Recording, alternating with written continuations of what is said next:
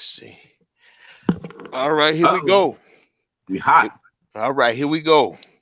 Check one, two. This is your boy, trick philosopher and roving scholar Tony Maceo, back again with another episode of Power and Strategy TV.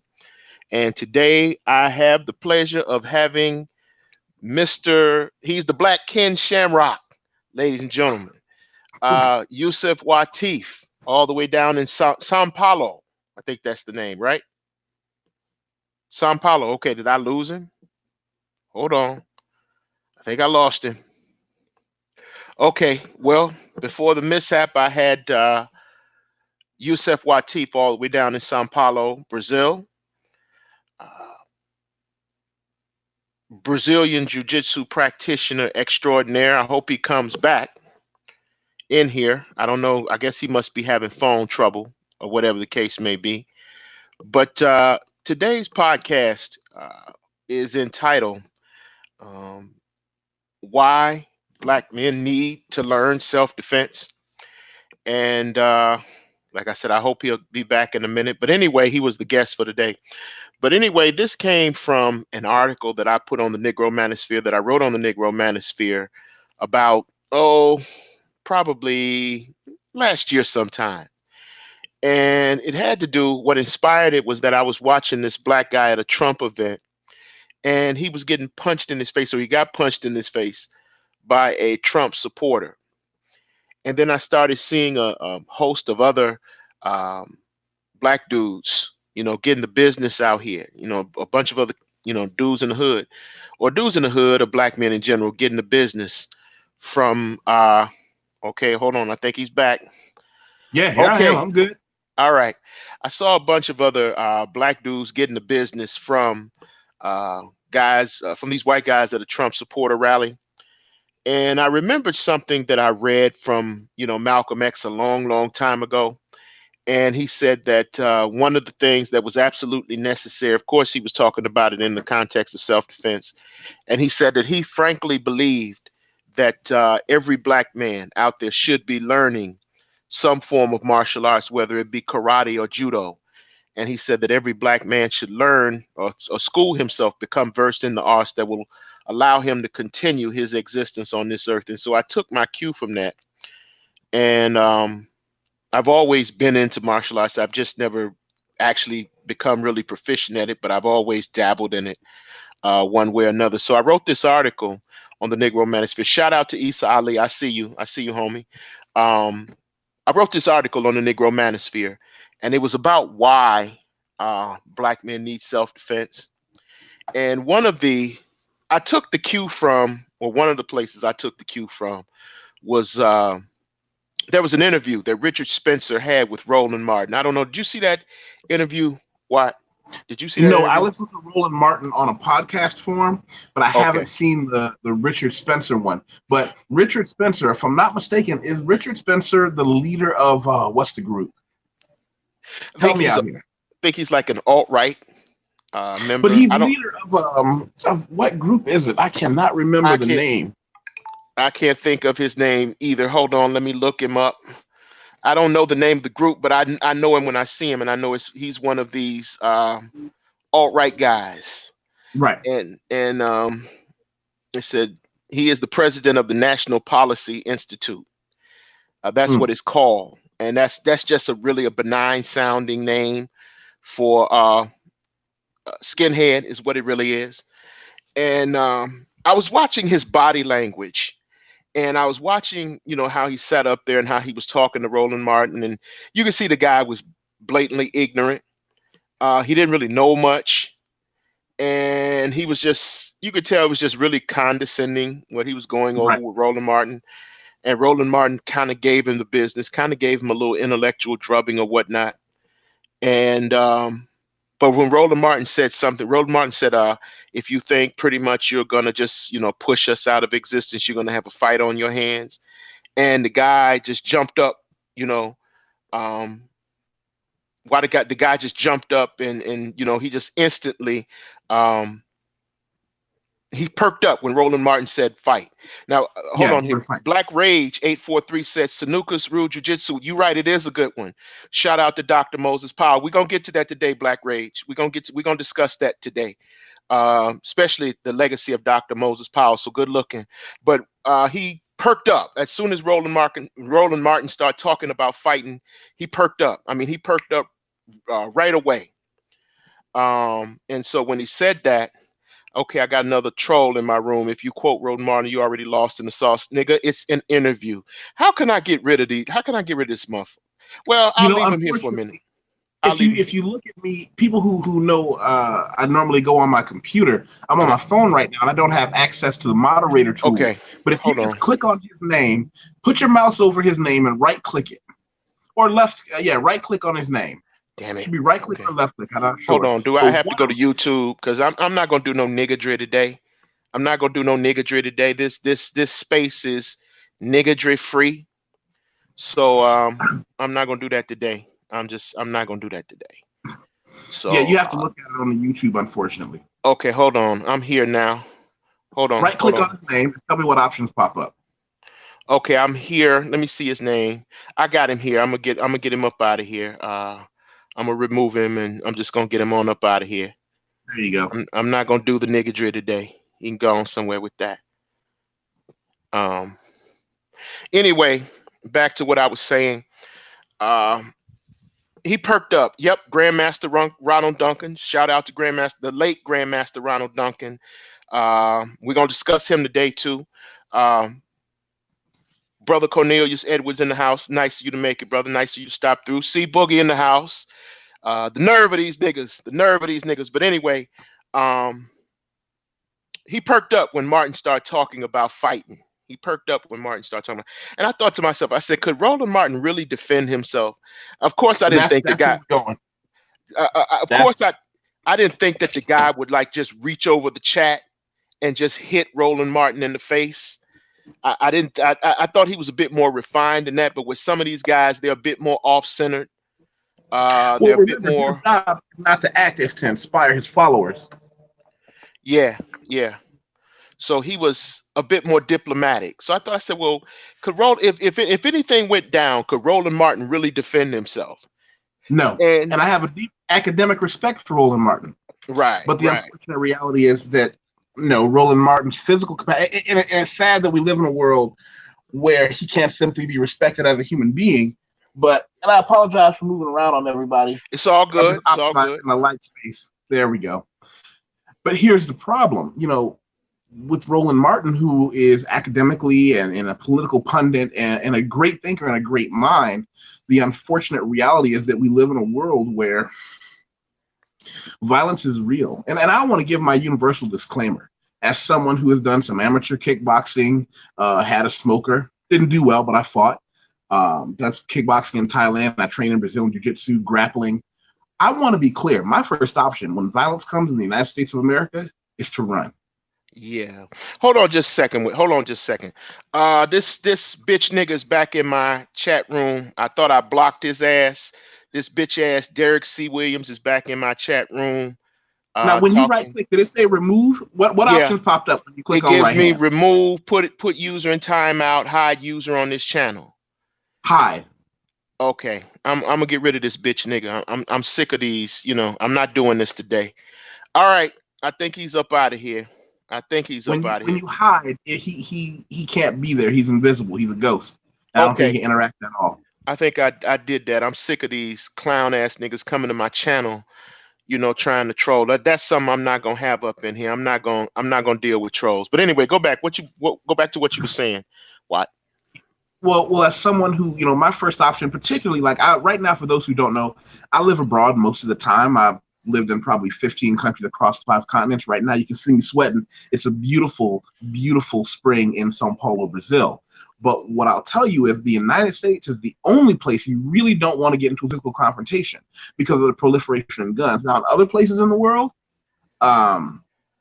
interestingly enough, people are a bit more civilized where there are men who are capable or at least willing to throw down if it came down to it. And you find less, like people say, oh, Brazil's this, Brazil's that. Brazil is not a crazy violent place. It's just not.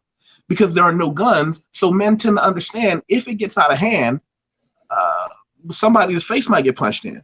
So interestingly enough, it's kind of like, men are more non-fearful men, the men who are in good physical condition, the men who do train in fighting, the men who do keep their body up.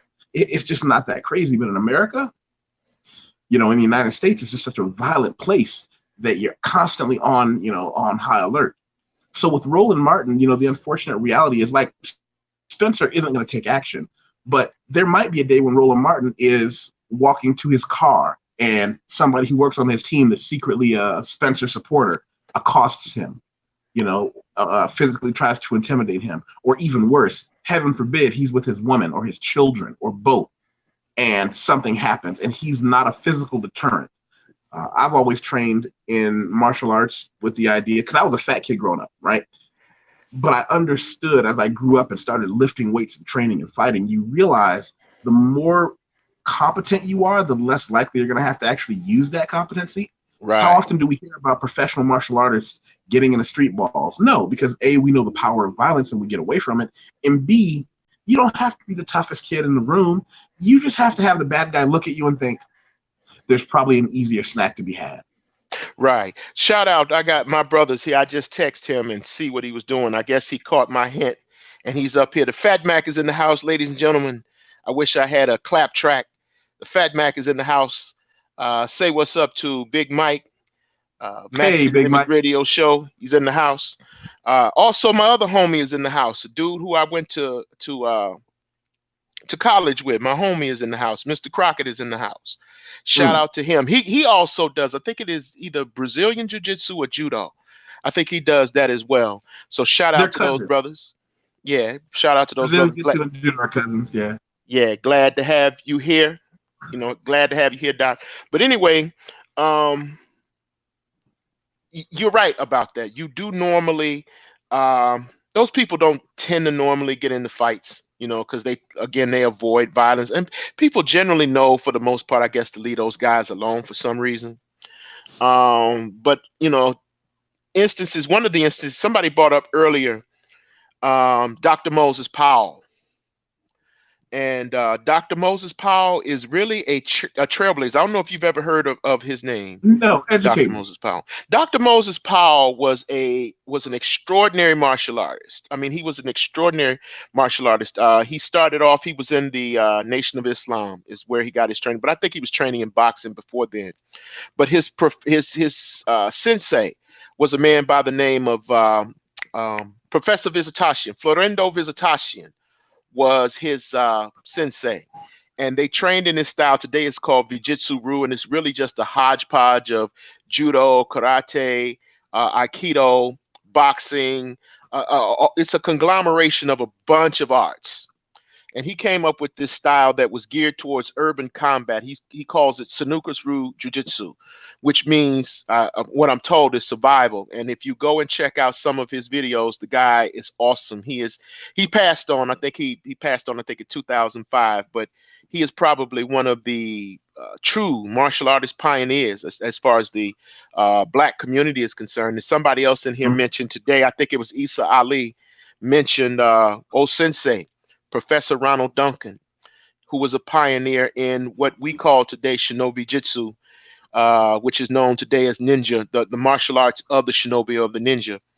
And these guys, I mean, they were tremendous martial artists, and they had tremendous schools and left tremendous legacies, and they were dedicated towards martial arts, or they were dedicated towards teaching people how to survive. This nigga has jumped up in my chat room again. Okay, I'm gonna get your bitch ass out of here again. I'm gonna try this again. Eat a dick, Derek Williams. Eat a dick. What I would also suggest is not even giving him name value. When he pops in, just silently go continue your conversation, and not just him, but with everybody. And I'm wondering, are you finalizing the deal? When you click remove, also, is he coming in under different names? He could slightly vary the spelling. And that's probably what he's doing. Anyway, eat a dick, dude. So anyway, what I was saying was that they were pioneers as far as martial arts were concerned, and they were really concerned with teaching people how to survive. And I thought that was really impressive. So today, I was going over, or I was looking at, okay, what are the most practical martial arts that Black men should be learning if they want to, learn how to survive? What are the most practical ones? Wow. I mean, as someone who is an avid lover of Brazilian Jiu Jitsu is certainly a sport. It's not a self defense because Brazilian Jiu Jitsu is very, it's a situational thing where it's you and one other guy, which on the Right. street, that's just not going to happen. I'll tell you, my first experience in martial arts that got me interested was I was a kid in grade school. There was a taller kid picking on a shorter kid. Of course, I sympathized with the shorter kid because I'm that short Wolverine. My body is a combination between a rhinoceros and a fire hydrant, right? Right. But I remember, because I was born in Niagara Falls, New York, we have to wear a coat 10 months out of the year because it's cold. I didn't recognize it at the time, but this kid grabbed him under one lapel, he locked in, and he shoulder threw the taller kid, and he spiked him vertically. Like when I was in Japan and I had experienced some of the Japanese guys who did judo, there's Olympic judo, and then there's that combat judo where you do the things that are not allowed in the Olympics. And I watched them when they demonstrate that when you throw, if you cut a throw short while someone is vertical and don't allow him to land on his back, you can drive someone down, which is how judo was used to kill an opponent. You break his neck. Saw a kid get his collarbone cracked open, and I realized, what was that magic that he just did? So clearly this kid had been training in judo, for at least a couple of years, but you find out very quickly, and this is why you respect martial arts and self-defense so much, is it really doesn't take much to hurt someone if you know what you're doing, and that's why you become very weary of it.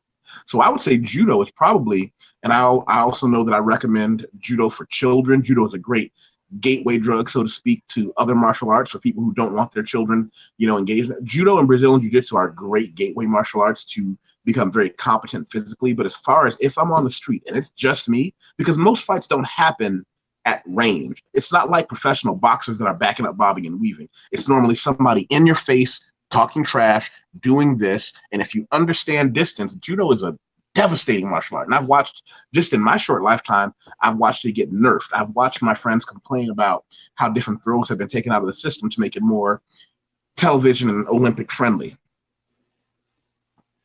So, I mean, but here's my thing though, is that a lot of times when you are doing, that art, which is more, well, let me ask you this question. Which is more, which is more effective? Would you say, is it the throws or is it the chokes? Throws. Because choking you, if it's one-on-one, me and the other guy, I'd love to be able to strangle someone.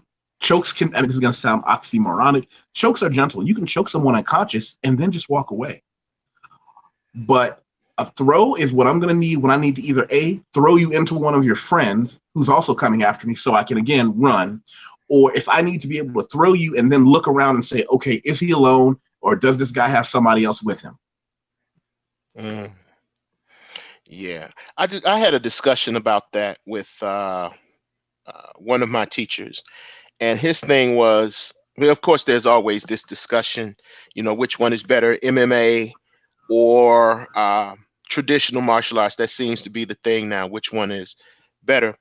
And he was saying that the MMA style left you kind of limited because if you're in the street, you don't know what your surrounding is. You don't know if this guy is alone. You don't know if this guy has a weapon, and that practically there's no way you're going to be able to choke this guy out on the streets. That it's not practical. There's no way you're going to be able to choke someone out in an environment where anything could be going on at any time. What is your response or comment about that? Mixed martial arts is a beautiful sport. It's a very close simulation to actual street fighting. But again, I'm not going to be in a situation where I can pull a half guard on someone, sweep him over, and then rip him with a heel hook to pop his ankle. That's not feasible if I'm walking down the street.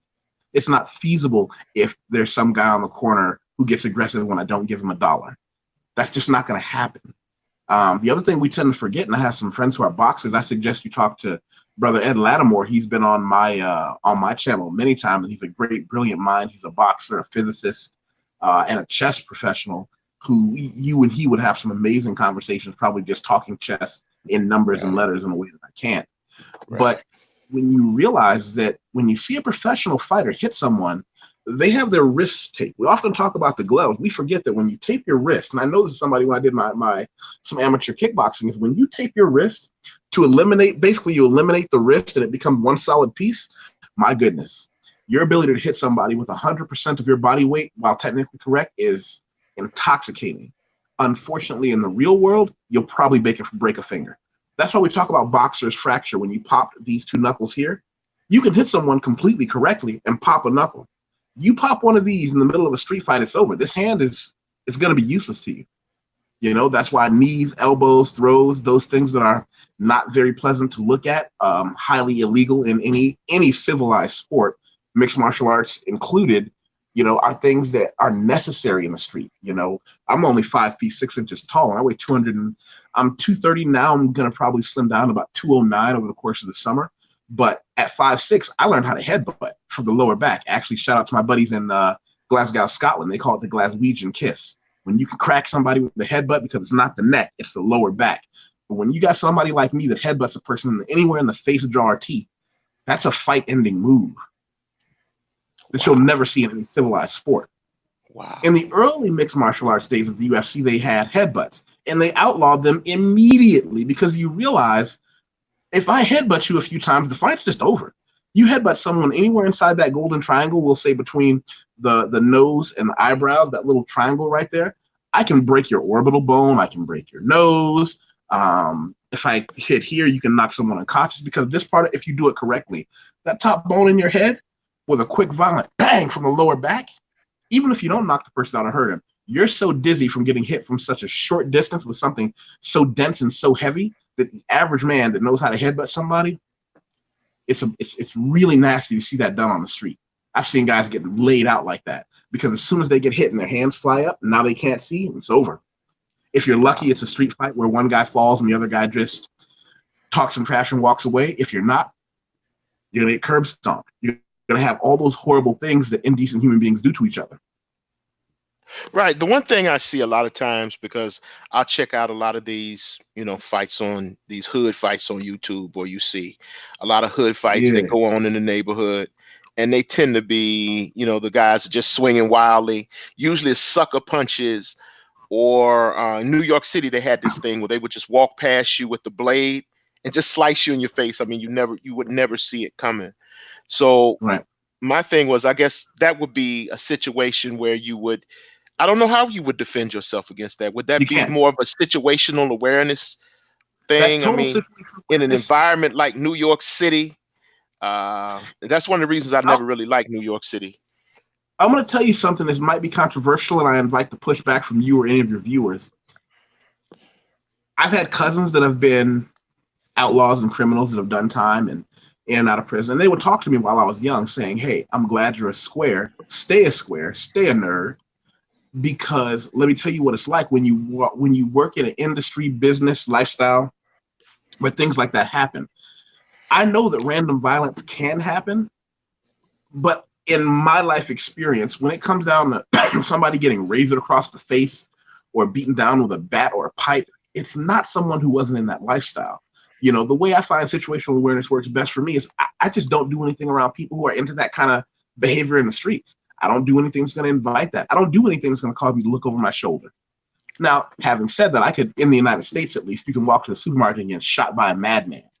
But for the most part, you know, I don't even go to neighborhoods where things like that have been reported. Again, I'm a square, but being a square has kept my black ass safe around the world and back.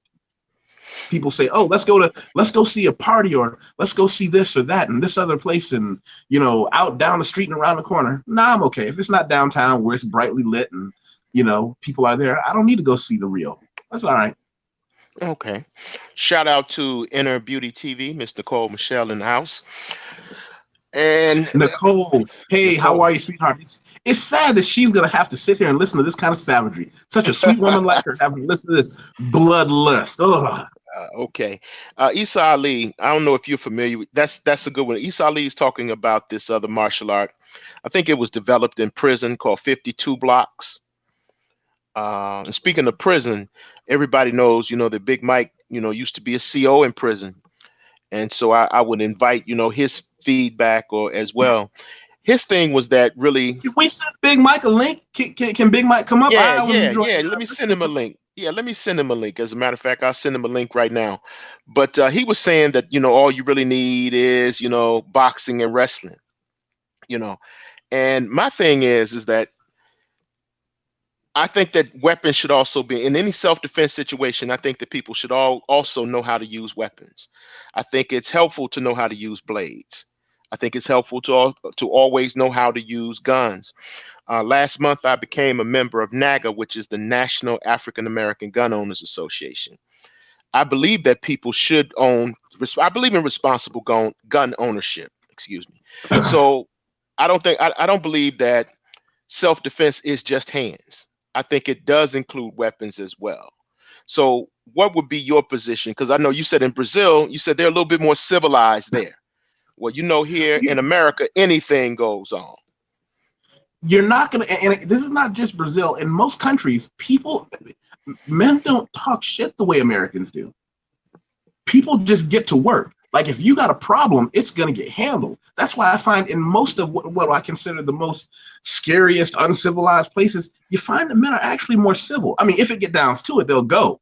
But there's not going to be in this 5 minutes of talking trash and standing in a circle, and I'm gonna walk around and insult your mother. It's like, oh, really? Because again, nobody's really that worried about getting shot. So what ends up happening is if I know you don't have a gun, and I got a gun, there's no real reason for us not to handle this right now before supper. Right. And that's what I found in a lot of. I lived in London. London, totally different culture and society. Same thing. You get these guys from other places in the world, these Scottish dudes from Glasgow that are some. I'll tell you why I like people from Scotland.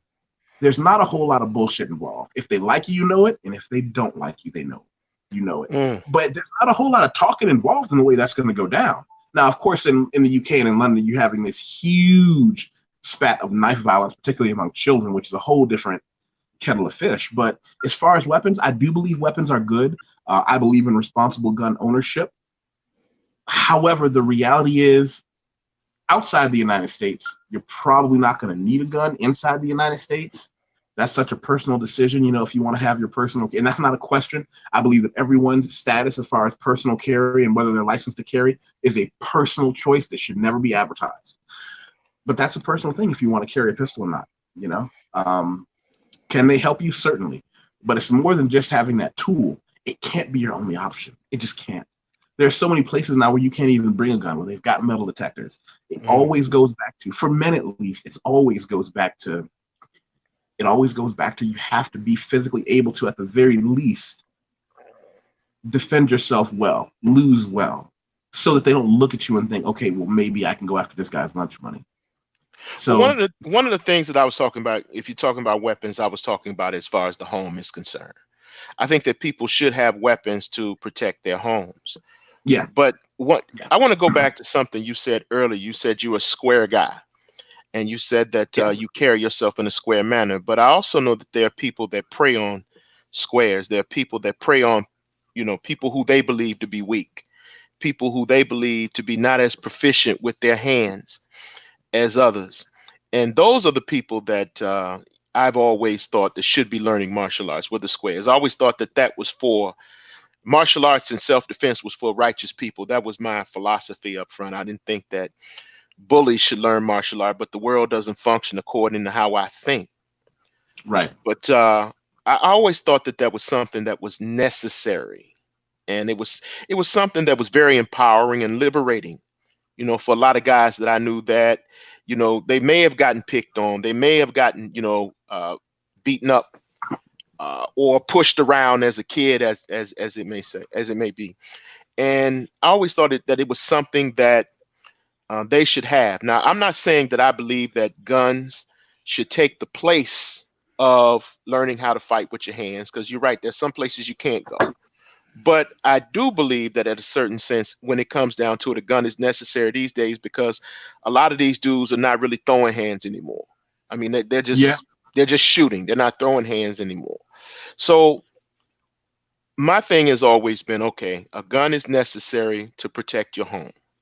But I think that some form of martial arts should be practical, and it's something that everybody should be learning. And so, my brother just joined the podcast. The Fat Mac himself is in the house, ladies and gentlemen. What's going on, Mike? Man, y'all don't want these problems. Can you hear me? Yeah, we can hear you, man. We can hear you. Yeah, man. What's up, Tony and Wateef, boy? What's happening? What's happening? Man, I'm trying to tell you, man. Hey, this is funny, man. Sitting down listening to man. Hey, let me tell you something, man. I know it work in fights now. Oh, yeah, I know it work in fights. Doing 10 years in a close max security prison. I done seen it all, Jack. I done seen it all. And that's why I say, KISS. Keep it simple, stupid. Boxing and wrestling. That's all you need, dog. Boxing and wrestling. Now, me personally, go ahead. I got a question for you because I've never seen the inside of any facility as a CO or an inmate, and I'm gonna keep it that way. How many in your 10 years do you ever see fair fights? Because when I see the documentaries, it's never gonna be two guys that say we got a problem, we're gonna just go square off. It's always these just overwhelming odds slaughters. Do you ever actually see, do inmates actually have, me and you in the backyard or wherever it is that they actually have these fights? Yeah, heck yeah, man. You see it all. You see people get jumped on and you see dudes square up, man. Man, there is an honor code up in there. Like in my block, I was doing illegal shit, which is, we used to call them booty calls. When niggas was acting out and they had beef with one another, I would let them go to the stairwell and handle it one-on-one. And I let them know. I'm like, no, there won't be no additional practitioners up in here. Y'all got issues. Y'all got a problem. Y'all go to the stairwell. Y'all bang it out. You know what I mean? And so, that's like unheard of. You ain't supposed to do that. But in my block, that kept down on a lot of bullshit because they knew that Big Mike could send you to the stairwell. You know what I mean? So, yeah. And so that had dudes accountable for the trash talking. Oh yeah, yeah.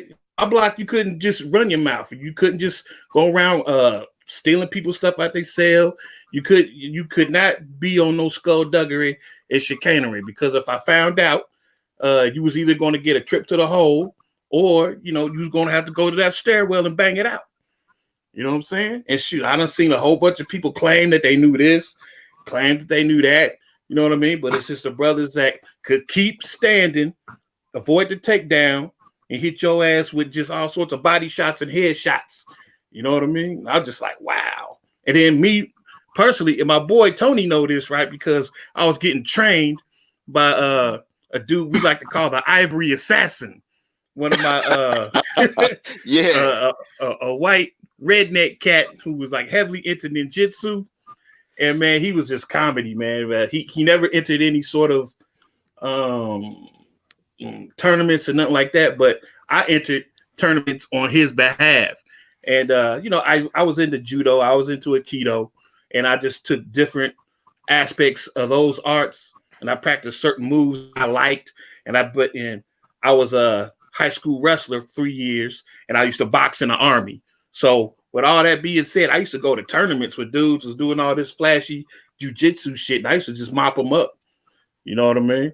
And I very rarely used any of the aikido or judo, just basic boxing and basic wrestling. I would win, and they was trying to put all sorts of fancy stuff on me, man. I would shrug that shit off, and it was just ridiculous, man. I was like, wow, I really see what really works in fights and what really don't work, man.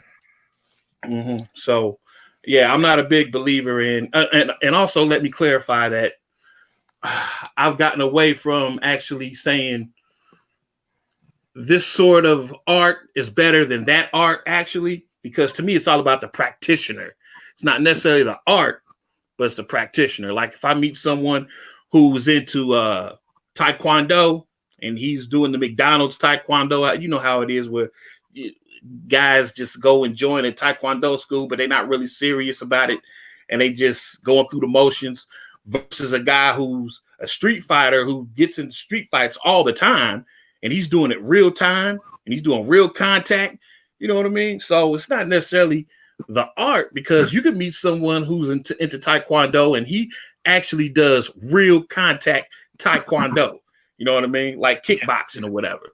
And then you put him in there with a street fighter, then that changes the complexion. It's not necessarily the art, but My thing is, I'm not really a big believer in a lot of kata. You know, my thing is more sparring. As long as you sparring, you're doing real contact, you're doing it real time.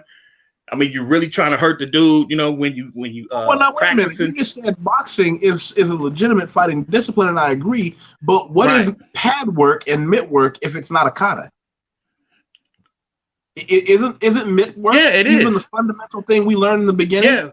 Yeah, it jab, is. jab, But straight right. That's the first Yeah. kata you ever learn in boxing. well, I understand that. But when you do that, you graduate and you progress to sparring. You can't Yes. just do pads and mitt work and not spar. If you just So do you have pads to, and you have mitt to work, both. you got. I mean, to me, you don't even have to do pads and mitt work. You can just spar. You can skip all over that. I mean, that's the pads and the mitt work. Of course, is supposed to get your hand-eye coordination together. But you can skip all that and just go straight to the sparring. You know what I mean? You can just do that. Learn from simply sparring, but to discredit mitt work and bag work, where you focus on those, the reason you learn a 6-punch combination isn't because you're going to land all 6, is because when you throw that first punch, you can go on autopilot, and those last 3 or 4 are going to get thrown no matter what. I mean, how many times have you seen a knockout combination where the winner of the fight, the man has already knocked the other guy out, but he's still throwing that last 2 or 3 punches in that combination because that's what he's been trained to do. But if he had not learned that combination, he would never have been able to get that first or second shot that knocked the guy out. Because I know all 6 might not land. I just need 1 or 2 to land. Yeah, you can learn that through sparring. I disagree. That's like you don't learn you don't learn a combination while you're under fire. You learn that slowly and consistently, and slow becomes faster. Well, I guess it all depends on your aptitude. With me, I never had a problem with that because I kept it simple. You know what I mean? So when I was doing what I was doing, I didn't require a lot of pad and mitt work because I was always in the gym scrapping. And so my thing is, you in the gym and you do a pads and you do a mitt work, but you never do any sparring. You know, how do you know what you're really capable of if someone's firing back at you? You gotta have somebody firing. I'm not saying the word never, but I think that we often lose sight of keeping those fundamental sharps with pad work, combination, repetition drills as part of our everyday workout. And I'm not saying don't use that. I'm not saying don't use that. What I'm saying is an individual who solely just does pad work and mitt work versus a person who would solely do sparring. The guy who does the sparring will cream the guy who only does pad work and mitt work. Well, then I agree, because you can't have all one and not the other. You can't have all vegetables and no meat. You can't have all meat and no vegetables. Yeah, it's best to do, of course, do both. You know what I mean? Like I said, depending on your aptitude, if you're sparring and you're doing mitt work, I mean, that is the best way to do it. You know what I mean? As far, like I say, as far as your aptitude, as far as your learning is concerned. But I didn't do a lot of pad work and mitt work. My main problem always was I was scared to get hit. I did not want to get hit. So what was incumbent upon me with the guys that I was running with, they was just like, well, you're going to learn to eat these shots. You know what I mean? You're going to eat these shots, and pretty soon it's just going to be like breathing to you. You know what I mean? So my thing was just get in there. This was like, I was like 19. I was in the military. I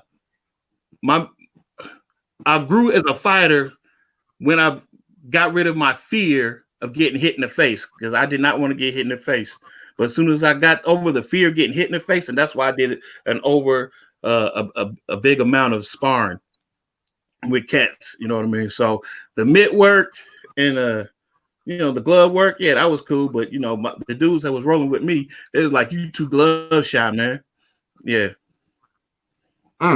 Well, to be clear, nobody likes getting hit. That's why you got to learn defense. I remember when I was in college, our kickboxing coach, and I started one year right as the freshman year came in. I remember being with my friends, and we had been going hard for about 6 months, and he sat us all down one day. He said, and he had this concerned look on his face. He said, "I think you guys have heart, determination. Nobody's skipping classes. Everybody's doing their rounds. Nobody's cutting short on the jogging. But fighting isn't just attack. You guys have got to start learning how to cover your faces up, because I'm watching you guys have a contest just to see who can punch the face more. And he's a retired former professional fighter who'd won some belts, and he said, listen, you can't just go into these fights saying, I'm just going to punch the other guy and don't worry if he hits me, because there's always going to be one that gets through. And my knuckleheaded ass didn't listen one day, and I was sparring with a buddy of mine who's left-handed. And what did I do? Which way do you circle, Tony? When you fight, Tony, which way do you circle? Which way are you supposed to circle traditionally? Well, me, I'm a southpaw. Me, it's left. I go left. And I was circling the wrong direction, and I circled to the left, and I circled right into a left hand. And I remember at the beginning, they said, now remember, he's left-handed, so we got to start practicing on that circle in the other direction. The first round, it was great. The second round, I just remember instinct kicked in. I probably got off a good kick to the gut. I got kind of clever and I moved, and then I just woke up. I woke up, the coach was pulling my mouthpiece out, and he was like, all right, you had a good night. Time for you to sit down. What happened? Because you never see the shot that gets you. Right. You sure don't. You sure don't, man. Yeah, every time I was knocked out, well, I've never been knocked out in, because I've done like 3 tough man contests, and are you familiar with the tough man contest? Man, I haven't heard that in a long time. The tough man contest, but they would just have a bar or a nightclub. They put a ring in, and you could just. Yeah, man. I've never been knocked out doing any of that, but I've been KO'd like 3 times in the streets.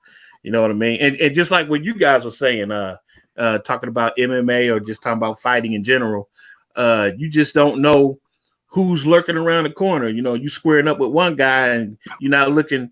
On your periphery, you might get clocked from, the left side or the right side or whatever. And every time I got knocked out, it was by, some punk ass dudes, man. I was with the dude that I was fighting, and I never did see, his homeboy on it my might have been left or my right. Girlfriend. I've seen a lot of people's girlfriends see their boyfriend going into a scrap and just decide to go after the dude. Yeah. Mm-hmm. That's why me and Tony do not do domestics. We don't.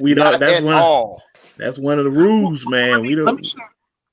Let me share something with you about women and things. Like, I remember I was living in Shanghai, and there was a girl I was seeing off and on, and she was a stereotypical Russian girl. That's how I describe her. Thick arms, thick leg, blonde hair. We were having a good time, and she was from the same region in Russia as a buddy of mine.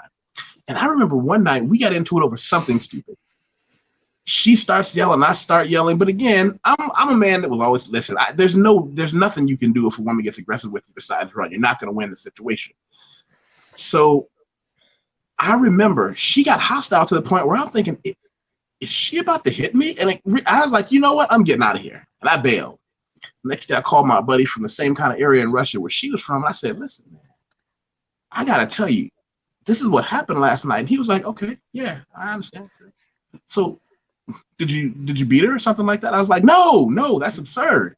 He said, oh, well, I don't think you understand. He said, where I'm from, if a woman is looking at you and she's yelling at you like that, especially if this is a girl who's thinking I might be his girlfriend one day or his wife one day, the way they see it is if you're not tough enough to throw a beating on her, you probably don't have what it takes to be her man or husband. I said, listen, I'm not going to hit a woman to gain her respect. He said, I didn't say hit her. I said, if you do not beat her, like give her a 3 or 4 minute whooping, she is not going to respect you and she might try to hurt you. And I said, are you out of your mind? He said, listen, until I traveled the world a little bit, I didn't know that there were other ways of existing.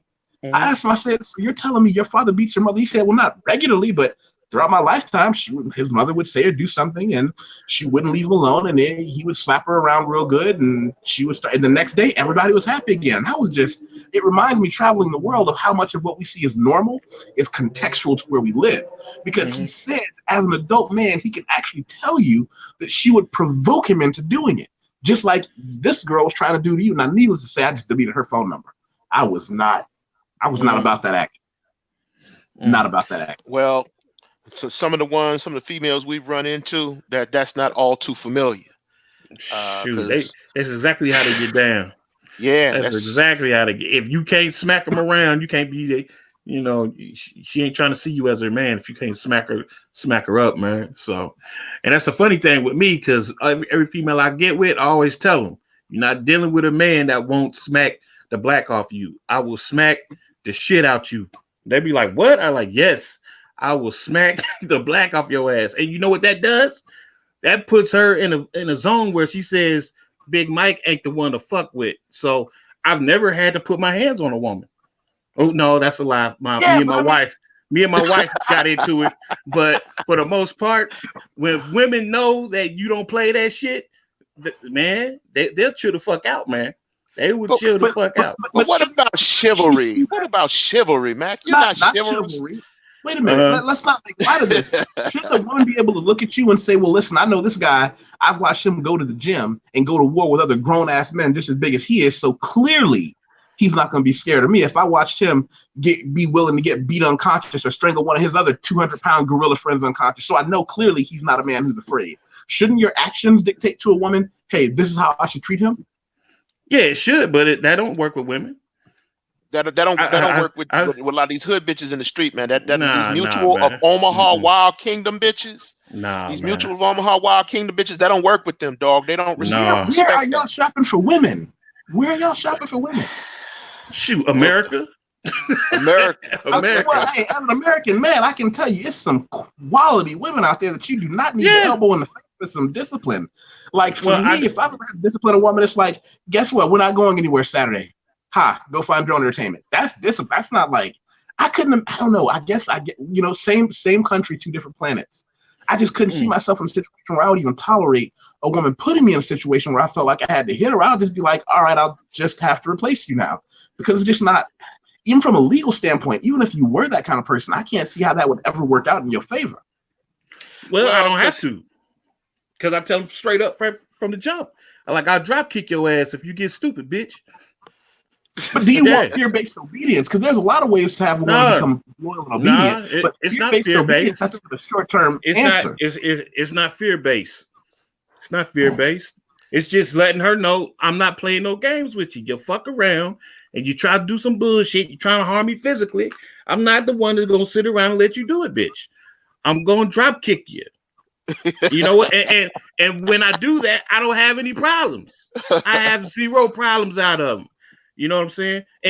And also, that's funny. That's a funny side note because the 3 times that I did actually put my hands on my wife, those are the 3 times I entered the tough man contest because I don't take that shit lightly. Even though she deserved it, I still had to do a gut check. When I had to say to myself, did you do that because you could? Did you do that because she deserved it? You know what I mean? So when I did that, I signed up for the tough man contest. And I fought other men that same year, you know what I mean, to absolve myself of my sins. You know what I mean? So I'm not a heartless, cruel monster, you know what I mean? But hey, I don't tolerate that shit, man. I don't tolerate it. And I let every one of them know right up front. You fuck around and you play games, don't expect the goddamn not to get what you get. Mm-hmm. Tony, you were saying what? Well, the thing is, I think that he's been down there in Sao Paulo, Brazil, enjoying the good life. Apparently down there. How long you been there? Well, let me say this. I've been here 4 years, but I want to be abundantly clear. The behavior towards women and the way that women treat me, it's fairly consistent across all 5 continents and 15 countries I've lived in. Finding women that just want to be around me and not fuck up because in being with me is just the reward in and of itself. It's not the location, it's me. I get people all the time who ask me, well, what are the women like there? And I tell them all the time, listen, the way women are treating you at home is the way they're going to treat you here. But at the same time, it goes both ways. One, men are always looking for this easier way out. Like they always want to ask me, are the women in Japan better and nicer? Or are the women in where like Shanghai, or the women in Malaysia, or the women in London? No, if women don't respect you at home, they're not going to respect you anywhere else. But at the other hand, if you do on a fundamental level pull that admiration, that loyalty and obedience from women through your behaviors at home, you can do it anywhere because languages change. Women don't. But also, I do think it's a matter of, I would say this, at the risk of maybe telling on ourselves, I do think it's a matter of where we meet these women. Because a lot of times where we meet these women, it is in the hood. It's in the projects. And see, these bitches in the projects are lawless, dog. They don't follow that honor code. You know, they Yes, set I'm not that guy. You wouldn't catch me. they set niggas up. They carjack police cruisers. They do all they do all kind of out of pocket shit, man. You see what Man, I'm I saying? thought I had more stories. Yeah, man. They carjack police cruisers, man. They set niggas up to get shot. All kind of shit go down. So if we know, it's a reason. It's a reason why I call them Mutual of Omaha Wild Kingdom bitches, cuz it's a reason for that.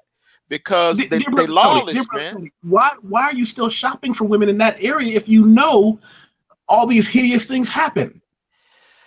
Well, that's a good question. I could answer the question and say, look, I like ratchet bitches. I could say that. But what I've noticed is that in the black community, and I've always said this, that I didn't believe in any socioeconomic division in the black community when it came to ratchet women, because I've met ratchet women that made $80,000 a year, and I've met ratchet women that got $8,000 tax returns. So I didn't see much of a difference. And dealing with those women, you understand pretty quick that a lot of them come from an environment where they have no protection.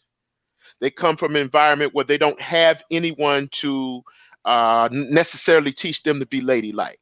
They come from an environment where they're molested. They come from an environment where they're abused.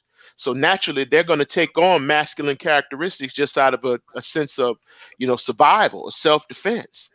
So I didn't see the ratchet in the projects any different than a ratchet that had, let's say, a strong mother figure, because a strong father figure these days is an anomaly. But I didn't see that. All these women that I was dating or that I was attracted to, their behavior was consistent across the board. They didn't mind mollywopping a nigga if they had to do that. They didn't mind, jumping on a nigga if they had to do that. Now, did every one of them do it? No. But a sizable population in the black community, when it came to violence, it wasn't that far from them. It wasn't a foreign concept to them. They didn't mind throwing their hands up. They didn't mind doing it. There's this girl who is in shout out to the website, MacCity.com. Mike calls her the Warrior Princess. It's a reason he calls her the Warrior Princess. He didn't just give her that name. It's a reason why he called her the Warrior Princess. And then when you understand, again, what's out here, it's like, well, what I say all the time, a lot of these niggas are dumb, but they're just dumb enough to be dangerous. They're dumb enough to be violent. And that includes the women. So there will be some people, of course, they'll say what you said. They'll say, well, where are you hanging out at? Well, okay, take your pick. Take your pick.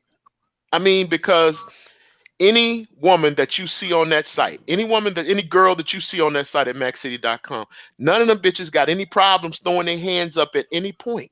Even the girliest, even the most girliest ones don't have a problem throwing their hands up at any given point. Okay. It was never a situation of where you find them. Hell, they were everywhere. Let me go back then. You said something a little earlier, and you talked about where do you find them. Let's start there.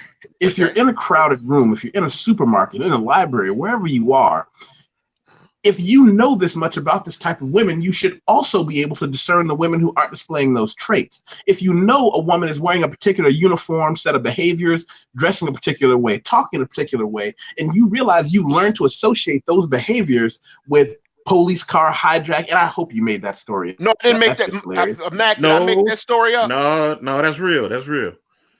But if you've learned how to identify the traits, why can't we say, you know what? I think I'm just going to go right instead of left and go for the woman who sounds totally the opposite. And you know what? Shout out to the inner beauty movement. Shout out to Nicole Michelle, because I remember her talking about things like this, about how it seems like there are none of those women around, when in fact there really are. What I'm going to say is classist. What I'm going to say is I've been accused of a sort of mating, which is a real thing.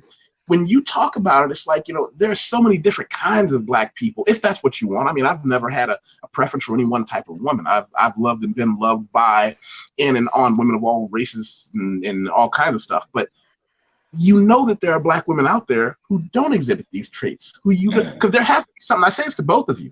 You know, I say this to you, Maxine, I say this to you, Tony Maceo. There's something that you fundamentally find appealing about a woman that you have to physically intimidate or that is capable of doing physical violence to you. I keep violence out of the home. I do violence in the gym. What is it that you find comforting about these women? Well, before I get to, I'm going to answer your question, and I'll let Mike answer your question. But before I get there, I'll say this.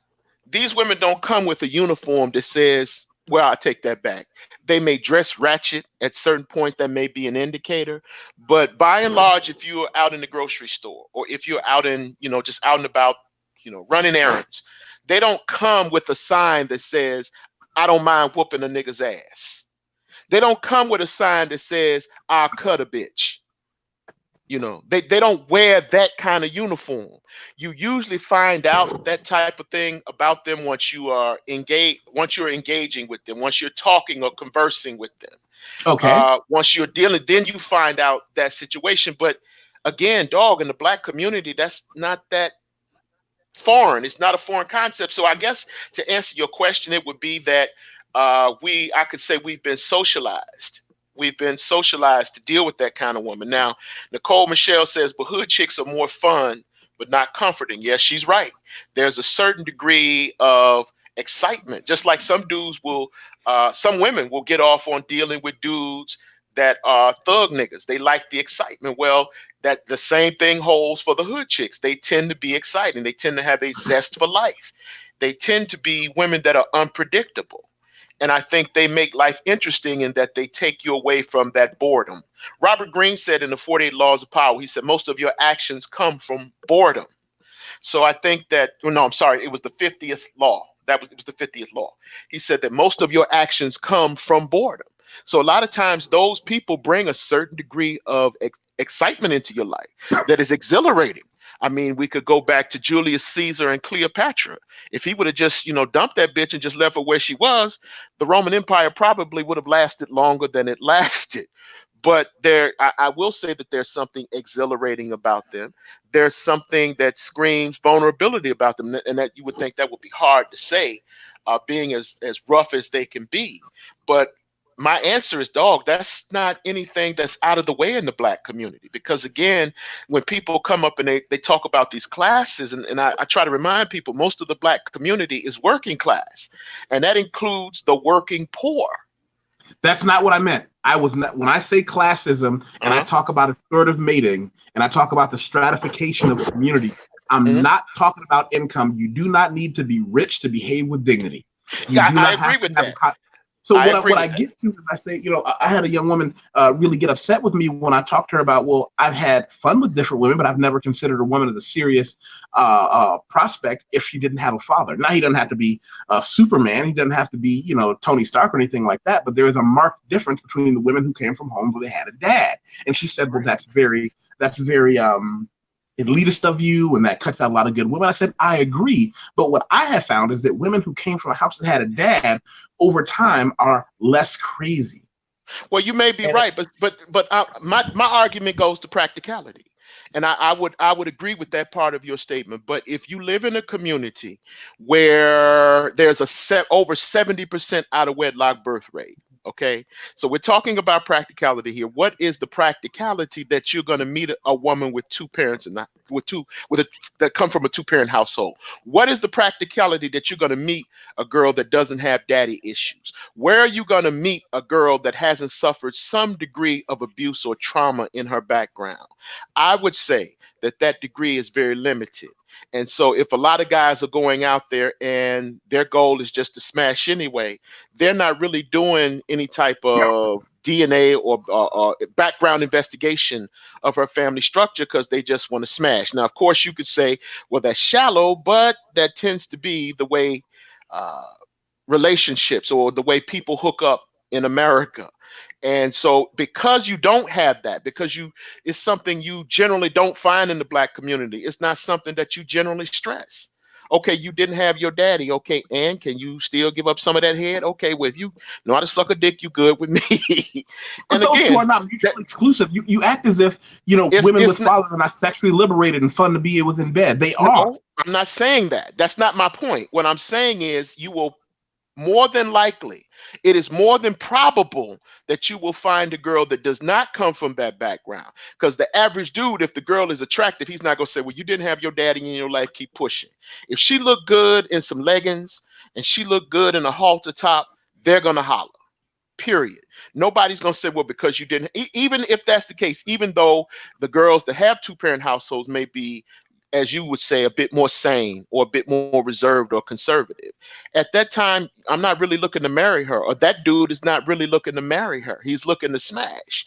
So if you know that it's far more women that come from single parent homes, you're not going to waste your time looking for a girl that comes from a two-parent household, because it's not really serious anyway. So we're looking at two different strategies. We're looking at the one-off, and we're looking at the I want her to be a member of my team. You know, I always look at it as I'm the. Do you remember the 999 Express? Anybody here, anime nerds? 999 Express, the train that will go through the universe.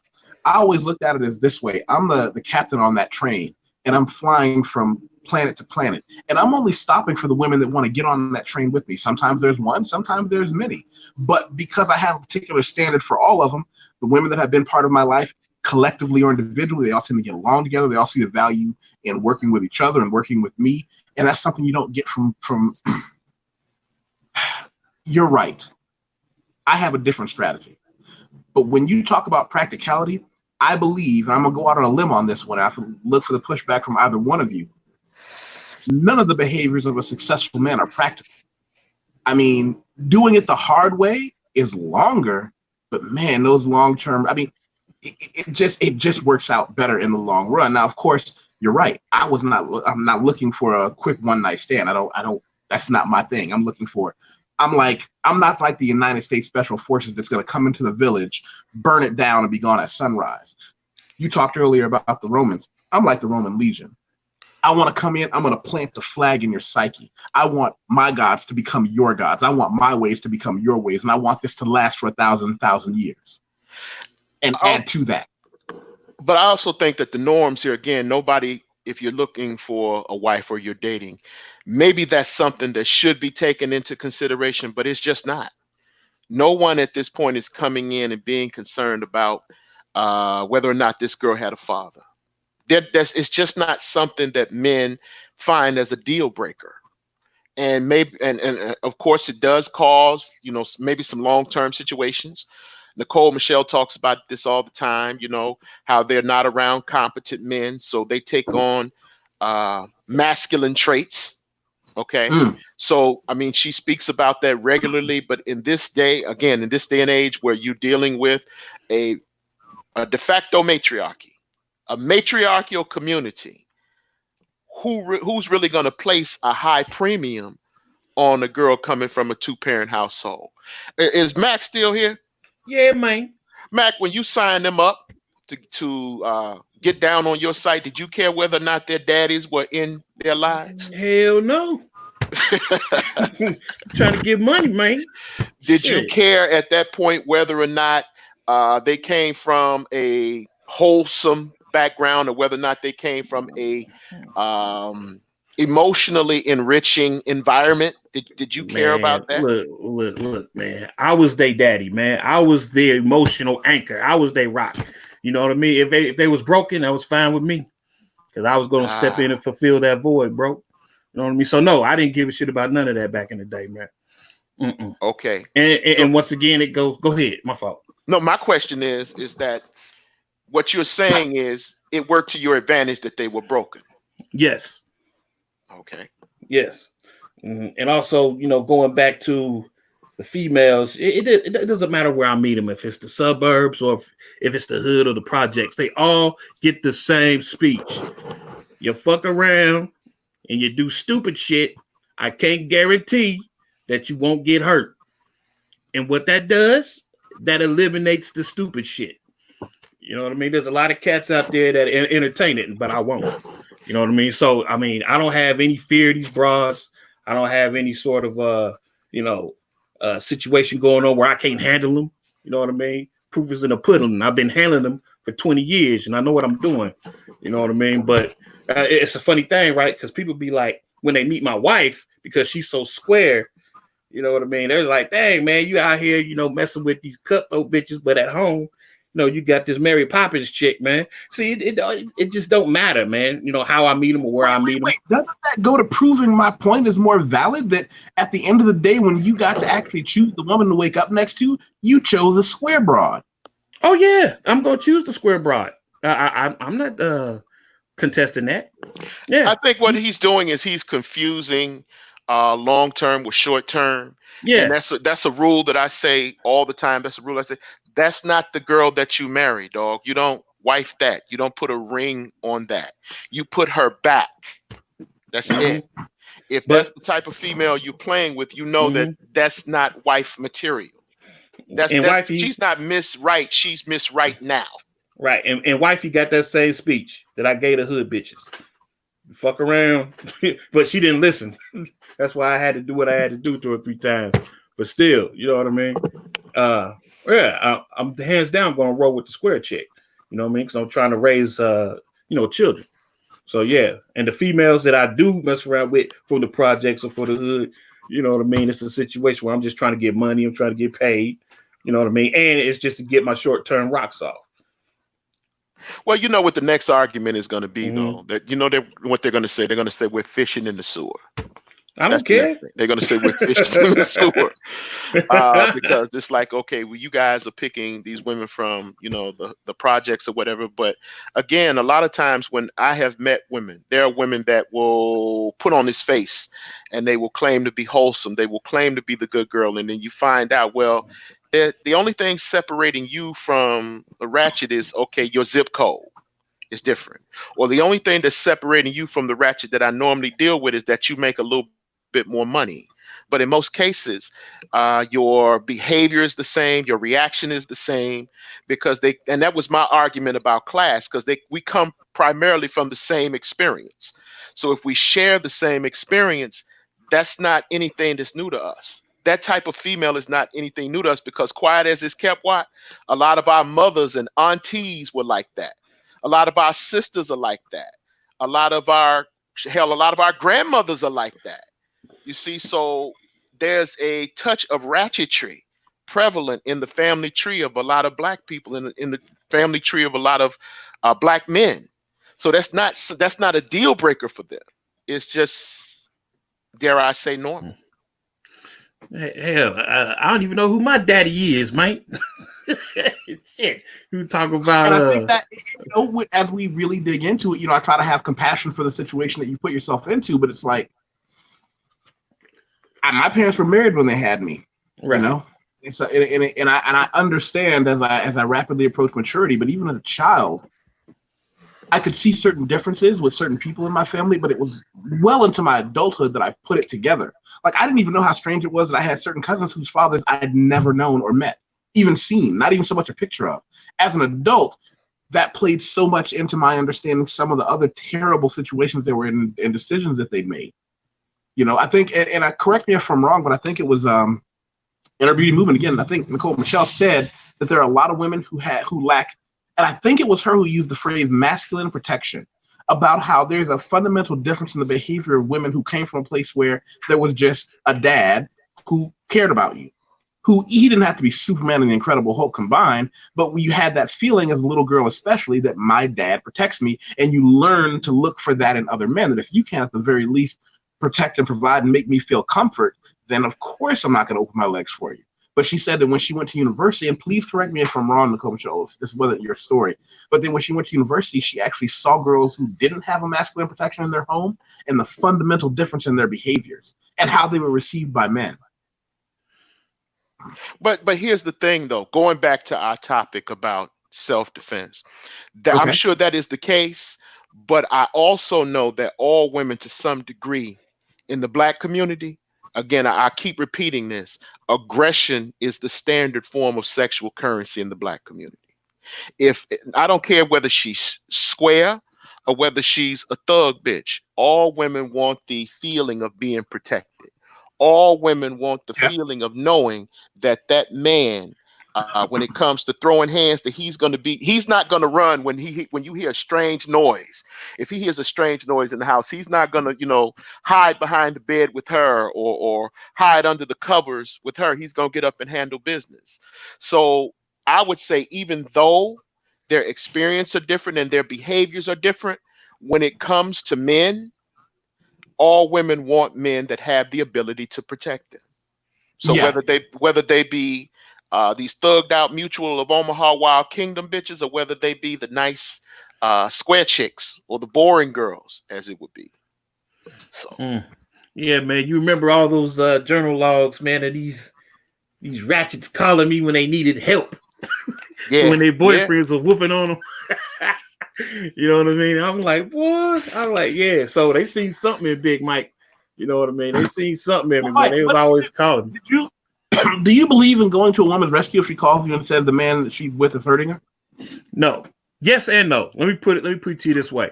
I learned long ago that when you do that, all you're doing is just putting your life in danger, and she's going to be screwing and sucking and fucking the dude who was whooping her ass the next day.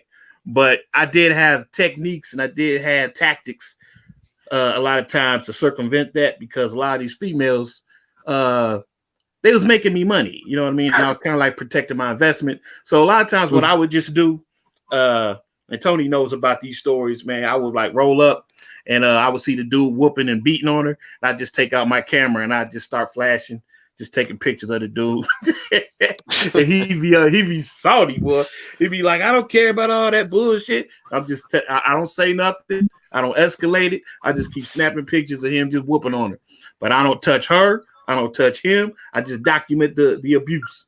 You know what I mean? And that seems to work. So, yeah, because I'm not that guy. One of the things I saw what you said. I've seen women who, in my younger days, I would see women who had been either in my family or close to my family that had been assaulted by a man. I saw what happened when the righteous guy said, "We're going to stand up for you and try and rescue you." And I learned very young, before I was even a fully adult male, I learned, no, they're probably going to go back. They have to leave on their own. Now, if they just wake up one day and leave, that's different.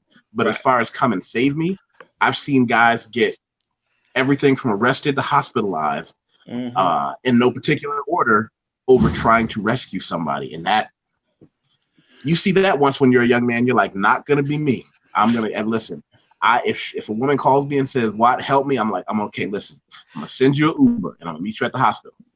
I know the girl. You cold-blooded. I didn't know that was cold-blooded. You abusing the women. You abusing them. I didn't know that was a joke. I was serious. I was like, I'm gonna send it to your house, and you just run and get in the Uber, and the Uber is programmed to go to the hospital while I meet you. Oh, heck no. He said, I didn't know that was a joke. Yeah. It was the one girl that he was talking about. She called him, and the dude was over there kicking her in the ass, throwing rocks at her or whatever. And, you go over there and pick her up or what have you. And he's like, okay. And I think you had another one with you. Isn't that right? Wasn't that right, Mike? Didn't you have another one female? with you? Yeah, you had another one with you. No, see, what she did, she called me. She lied. She basically called me and just said, just come pick me up and take me home. But she didn't stress or tell me that she had her dude there and was abusing her and smacking her around. So when I got there and I seen, I'm like, oh, okay, here she go. She trying to use me as a stumbling block, you know what I mean, to intimidate this dude, right? So, I'm like, nah, you gonna take them lumps, heifer. You know what I mean? You gonna take them lumps, but I'm not heartless. I'm gonna go ahead and get some snapshots, and we're gonna see how serious you are about putting this dude behind bars, because we had discussions about this dude like weeks earlier. And she went back to that guy, didn't she? Yeah, and the next day, no, not the next day, but 3 days later, she was right back with him. You know what I mean? But I told her, I'm like, if you serious about getting him locked up, I got the pictures, I got him on a memory stick here, take it to the police. It's clear as day. He's smacking you around. You know what I mean? And I'm like, I ain't got nothing else to do with it. And of course, she didn't follow up on it. So, that's usually how it go.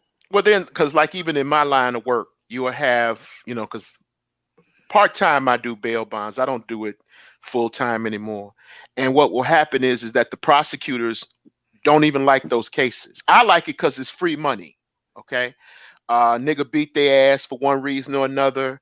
The police call him. He goes to jail. He calls from jail, engages her in a conversation, uh, gets her all open and emotional. You know, 3 or 4 hours later, they call me. I go down there, get him out. She's right there. It's almost like he just came home from prison. You know, they get the nigga out, and after they get him out, they go home. Here's the route. She's gonna pick him up from jail. Now her children in the car. It's like 4 or 5 in the morning. Her children are in the car, sleeping in the back seat, while she is in the county waiting for this nigga to be processed out. He gets out, and she just run and jump up on him like he's been locked away for 10 years, right? So then she runs and jumps up on him, and then, you know, he take her by the hand. They get in the car, and they're going to go to 2 places. They're going to go out. You guys don't have drive-throughs in Brazil, but here we have drive-through convenience stores. A drive-through? So, drive-through convenience stores. Convenience store. Okay. Yeah. So what they're going to do, they're going to go through the drive-through, and they're going to get them a blunt. And then they're going to go to the weed spot, you know, and get them a sack. They're going to smoke and fuck. And by the time the sun rises in the morning, they forgot what that shit was about. And she's not going to testify on them. When the day for her to appear at court shows up, she's not going. She's not going. The case is going to get dismissed. It's going to get kicked. And it's just a revolving cycle, you know, so that violence is part of their lives. It just happens to be who they are. It's just who they are. You can't escape that.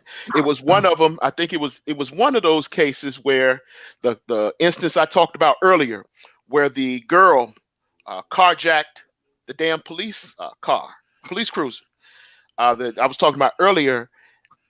The way you move a lot of times, like what he was saying earlier, if you go back to the journal logs, he showed that girl a weapon, a 9mm. And that stops a lot of drama, because again, you never know. Hold on, wait. You gotta fill them in. This chick was known for setting people up and getting them robbed, and I knew that. So basically, what I did is I had to go in there and I had to let her know it won't be no easy win, bitch. You know what I'm saying? And so when I opened up my duffel bag with my cameras, she seen the 9, and I made sure she seen the 9. So you know what I mean? Let me back up to get some context. Okay. You were gonna shoot this. You were gonna do some pictures with this girl, right? Right. Right. Okay. Because you do pornography, right? So right. You're gonna shoot some pictures, girl.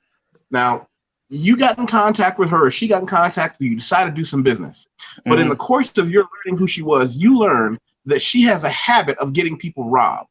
Yes. Why would you go? Because I didn't give a fuck. And if it's gonna happen, it's gonna happen. I look, but no. It's not. If it's gonna, let me tell you something. Cancer might just happen. I might get hit by a lightning bolt out of the sky. But walking into a lion's den when you know there are lions inside, that's not. It's just gonna happen. I mean, for you to say I have to take a pistol with me and show it to this girl in order to do business means you're in a line of business that has you making terrible decisions. No, lions don't hunt lions. Here's the thing. If you had gotten shot, or even more importantly, if you had to shoot someone else, your life changes irrecoverably over a situation that you chose to walk into. Exactly. Okay. Yeah. Hey, well, it is what it is. When you in the jungle, it is what it is. I'm in there. I'm trying to get money, trying to get paper. I got a grind to do, and ain't no bitch gonna stop it. Period. And none of the grimy ass niggas she fuck with gonna stop it. If you want to do it, bitch, let's get it. Shit. And I guess she caught the vibe and she never tried it. Those things in the Black community, and I don't want to misrepresent our experiences, but these days in the Black community, those things are not that far away from happening. And you don't even have to be doing pornography. It isn't a situation where you have to be doing any type of business that's untoward. You could be just visiting someone. You know, violence in the Black community happens in a flash. So you don't necessarily have to be engaging them. You don't necessarily have to be asking them to do something strange for some change. The Black community has always been a violent spot. Now, am I talking about every Black community? No. But generally in the black community, violence is not anything that's abnormal. I speak to you, the listeners, the people who are watching this in a time capsule. I don't know if it's today, tomorrow, or 1,000 years in the future. I can tell you the black community is just as much the place I'm telling you where you can go and meet you a square girl who just wants to have a good time with you, where you don't have to hit her and show her a pistol. That same black community he's part of, I've never seen it. And as you all can tell, I was raised by black people being a black man. I'm here to tell anybody listening, that black community that he's talking about, don't look for that one. Look for mine. Go ask him for Yusef Wateef. Find a square dude that's going to have fun traveling the world, that came from a black community that valued books, education, and leading a different life. But don't let anybody, including my dear friend Tony or Big Mike, convince you that that's black community. It's not. We're not trying to convince you of that, because what you're saying is correct. And I totally agree with what you're saying, Yusef. I totally agree with it. But hey, when it comes to actually doing the hustle and the grind, it's like this. If I would have went ahead and I would have been all, apprehensive and scared, to do what the hell I had to do to get the paper, I never would have made the paper. You understand what I'm saying? It just come with the game. When you out there messing with certain flea-bitten mutts, that's what come with the game. And so if I'm out there and I'm doing what I do, and then I get reports, this female said this and this female do that, and I would have been in a state of paralysis. I wouldn't have been able to get no hustle on. You know what I mean? So it is what it is. I'm taking my pistol. I know she got goons, but if it happened, it happened. And if I get laid to rest, then that's shit. I mean, I don't want to sound like I'm beating my chest here, but I've never really been scared of death. You know what I mean? So if it happened, it happened. Just lay me to rest. But ain't none of these bitches out here gonna tell me where the fuck I can go, what the fuck I can do, and ain't none of these niggas gonna regulate that shit either. And so I think that's why I got like a lot of respect in the streets, because I would roll solo. You know what I mean? And everybody knew I was packing, but I roll solo, man. And if we gonna get it, we gonna get it. But Yusef, you are correct. I totally agree that you should go ahead and find your black community, because the one that I'm in, it ain't nothing to play with. Well, and that's I echo those sentiments. I'm not saying that you may necessarily walk into a bitch that's carrying a switchblade or a pistol, but what I'm saying is that in the black community, violence is not something held in abeyance. It's something that is very common, and it happens, and it is so frequent that it's normal. I mean, if you look at, again, just go through any neighborhood. I guarantee you, any low urban or income neighborhood, low income or urban neighborhood in the black community, niggas gonna be doing two things. They're gonna be fighting and they're gonna be fucking. That's what's gonna be going on in that neighborhood. That is not to say that there aren't some decent people in those communities. That is not to say there isn't some hard working class people in that community. Not to say that there aren't, religious people or church going people in that neighborhood, but in poor neighborhoods, violence is as accessible as water, and I think that's something we need to be honest about. Now, are we talking about middle income neighborhoods? Of course not. We're not talking about gentrified middle income neighborhoods, but the people that we have to deal with, the people that are in the talk to and that we have relationships with, again, violence is not something that is seen as abnormal. It's common. And I'm not trying to stereotype the black community or anything like that. If you want to go find you a woman, in the hood, go find you a woman in the hood. But just know what happens there, or what can happen there. That's all I'm saying. And it's the funny thing, because I walked the line, because remember, I was also married, and I also lived, I guess you could say, an upper middle class lifestyle as well.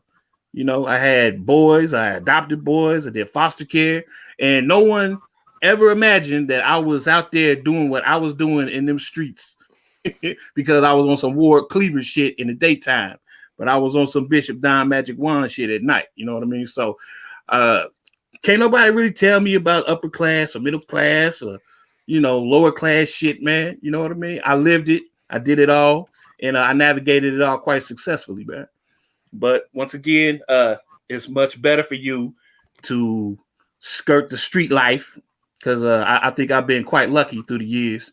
You know what I mean? Because Tony know these stories, boy. A lot of dudes was looking for me. A lot of you fellas looking for me, boy. I mean, you remember when we went to court, Doc, to sue the state of California? You ran into one of them, and she was like, Oh, "Don't I yeah. know you?" He's like, "Nope." Oh, yeah, man. Yeah. Don't I know you? Nope.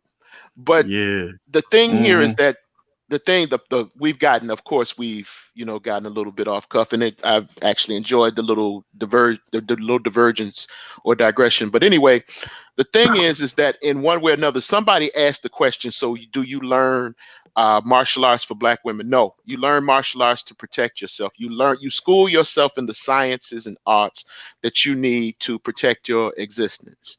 That's why you learn. You need to defend yourself. You need to know how to defend yourself. With that being said, should you go out looking for a fight? No. Are there some instances when you should walk away? Absolutely, there are some instances that you should walk away, but there are times when you can't walk away. There are times when you can't walk away. You have no choice but to defend yourself. And in those instances, I'm not saying that martial arts is a panacea. I'm saying it's better to have something, some form of skill of fighting that you can rely on, whether it be boxing, whether it be wrestling, whether it be jujitsu, whether it be kung fu, whether it be karate, whether it be judo, whether it be aikido, whether it be krav maga, whether it be kali, a screamer, whatever it is, whatever you need to do, get what you need to get so that you can keep it moving. Somebody asked the question in here, Mr. Wateef. They asked, do you believe in guns? Do you think that people should own guns? I think that anyone who in the United States of America wants to own a gun should own a gun responsibly, should train with a gun. I mean, I had my home gun, which was a Mossberg 12-gauge shotgun that I trained with, as you would say, religiously. I also owned several pistols that I trained with religiously, at least every other weekend at the gun range with my friends, doing everything from fun target practice to shooting playing cards. I fear the people who believe guns are the answer and not a tool. Excuse me. A gun is a tool. Just like a kitchen knife is a tool to chop vegetables, a gun. I had a situation where my the lights around my house, I had perimeter lights, went off because somebody was in my backyard. And I don't know if it was a person who tried to climb over the fence. It could have been somebody going in the wrong yard. But as soon as the alarm went off and the lights came on, I immediately grabbed my Mossberg. I went to my closet, which is where I will hide, because I hope all you do is steal my phone, which I'm going to leave out. My wallet's going to be on the table. Take it and go home in good health. I'm going to be in the closet with that Mossberg 12-gauge, which I understand how to cycle through at an alarming rate and alarmingly accurate, particularly in the quarters of my own home. So I think if you need one, be responsible. Use it. Don't let your gun gather dust. Go out there on the weekend. Put a gun club together. Say, hey, listen, we're all going to go downtown and apply for our gun licenses and be all Black together. Take your gun out and say, I'm going to go to the gun range. I'm just going to learn how to master this particular tool. I do believe there's one caveat to that, and that's something I've seen that I have a lot of questions about. I don't advocate that anyone ever take a picture with a gun, especially if you're Black. Never. Too late for that. Too late for that. Too late for that. These niggas pose on Facebook. They on YouTube, every form, Snapchat, Instagram. They don't mind posing with guns. I mean, they do not mind posing with guns. If you pose with a gun, even if, let's say, it's a legally owned firearm that's registered and paperwork and everything else, the unfortunate reality is, should you ever have to defend yourself or a loved one, you'll be painted as an evil beast of a demon who was waiting for the day to murder someone and celebrated violence by dancing with guns online. That's why I don't ever, you'll never find a photo of me holding a weapon of any kind. Things like that matter. Does that answer the question? I think it does. I think I in my position it does. Mac, what is your position on guns? I think I know what it is, but state it for the record. Come on, man. well, let's go back to what Wateef said. That's wise. That's wisdom right there. I never would have come up with that. You know what I mean? Because I love I don't even have guns anymore. I got the 9, I got the 12-gauge shotgun, and I got the SKS. But that was when I was young. I used to pose with my shit. Man, I was proud of my shit. I used to love my firearms, man. But I'm really not into firearms like that no more, man. I'm more so into, like, we talking about all these stories about me in the streets with all these females. I've never had to really get physical with nobody, and I've had to pull my gun once. I've had a gun pulled on me 3 times, but for the most part, I've never really had major drama because I use psychological operations. I'm really big on psyops. So when I sit here and I tell a female straight to her face, I'll whoop your ass if you do something out of pocket. That's psyops. You know what I mean? When I'm running around here and I'm flashing stuff, letting these cats know in the projects, like it ain't gonna be no easy win. That's psyops. You know what I mean? So, Mike, I have to, with love and respect, I have to disagree with one thing you just said. Go ahead. Telling a woman that you will beat her is not psyops. It's physical intimidation and fear. Psyops is putting her in a position to never even think of defying you because your absence alone is enough to cause her trepidation. It's not psychological warfare to say I'm going to hurt you. So you're saying that has nothing to do with psychology. No, telling someone you're going to beat them senseless is not psychological warfare. Yes, it is.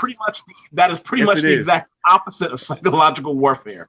So when she does not act out of pocket, and I do not have to hit her because she's afraid you're going to hit her.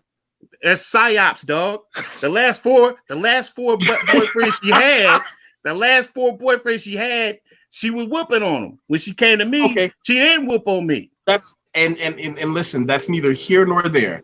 To say that if you do not obey me, I will beat you is not psychological warfare. No, that is not. I did not say if you don't obey me. I said if you try and do physical harm to me, I will whoop your ass. That is the polar opposite of whatever psychological warfare is. That's not it. Psychological warfare is not letting her get into the frame of mind to even consider hurting you. Well, she's not in the frame of mind because I took her out of that frame of mind once I let her know I'm not the one. So what you're going here, you're doing a semantical argument, man. No, it's not a semantical argument. Yeah, you are. It's a very literal definition. This is not semantics, and this is not a nuanced argument. Saying that it is psychological warfare to tell someone I'm threatening you with violence is not psychological warfare. It is the total opposite. It's not more or less, I would say this, it's not more or less threatening them with psychological, it's not more or less threatening them with violence. It's more or less the presence of fear. The first recorded instance of psychological warfare, which is actually studied in war college. I think it was either Alexander or Philip of Macedonia. When they were being pursued by their adversaries, he instructed his blacksmiths, whatever the term was for that day, to construct body armor of guys that were 4 and 5 inches taller than the average human being. And he instructed them to leave that behind so that their pursuers would think that they would be fighting giants if they caught them. And what that was it was a slick way to deter them from trying to pursue them as they were fleeing the area. So if you look at what he's saying he's using fear in that aspect. Look, if you fuck with me, this is going to happen to you. This is a deterrent. In other words, he's using the threat of violence as a deterrent in the same way that those people in that example that I just stated, they were using fear as a deterrent, because fear is a very paralyzing psychological deterrent. It is one of the most effective forms of psyops. Fear. Fear is very effective for controlling people. Look at what's happened to us. Everything that has happened to us. Look at how we deal with a lot of times with these situations where we know, and I'm not saying any particular color. Some of these people that we deal with that we have forgiven in instances, or that have really done something to us, a lot of times we don't hit these people back because of fear. You do not retaliate because of fear. The fear is a deterrent. The police officers, the biggest psyop is that police officer with that badge and that gun. That is a psyop, because he is invoking fear. He is invoking the reality that he could literally blow your ass away and not lose. But that's not psychological warfare. That's the threat of literal violence. That's not psychological warfare. Fear is a tool of psychological warfare. That's my point. Fear is a tool of psychological warfare. And he was just the same way he was using fear is the way that any person that is skilled at violence uses psychological warfare. Not a person, let's say, not if you're a bullet. Now, if a person has an established reputation for violence and they have an established reputation as somebody that will beat your ass, you're going to think twice about messing with that person because there is the fear of violence. So fear is a tool of psychological warfare. It isn't the ends or it isn't psychological warfare in itself. It's a tool, just like you said the gun was.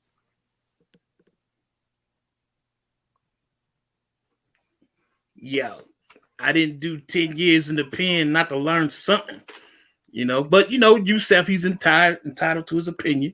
Yes. But I'm going to go what I learned in the pen, and that's psyops. That's a psychological operation. You know what I mean? Go ahead and get that fear game on. Let her know I ain't playing no games.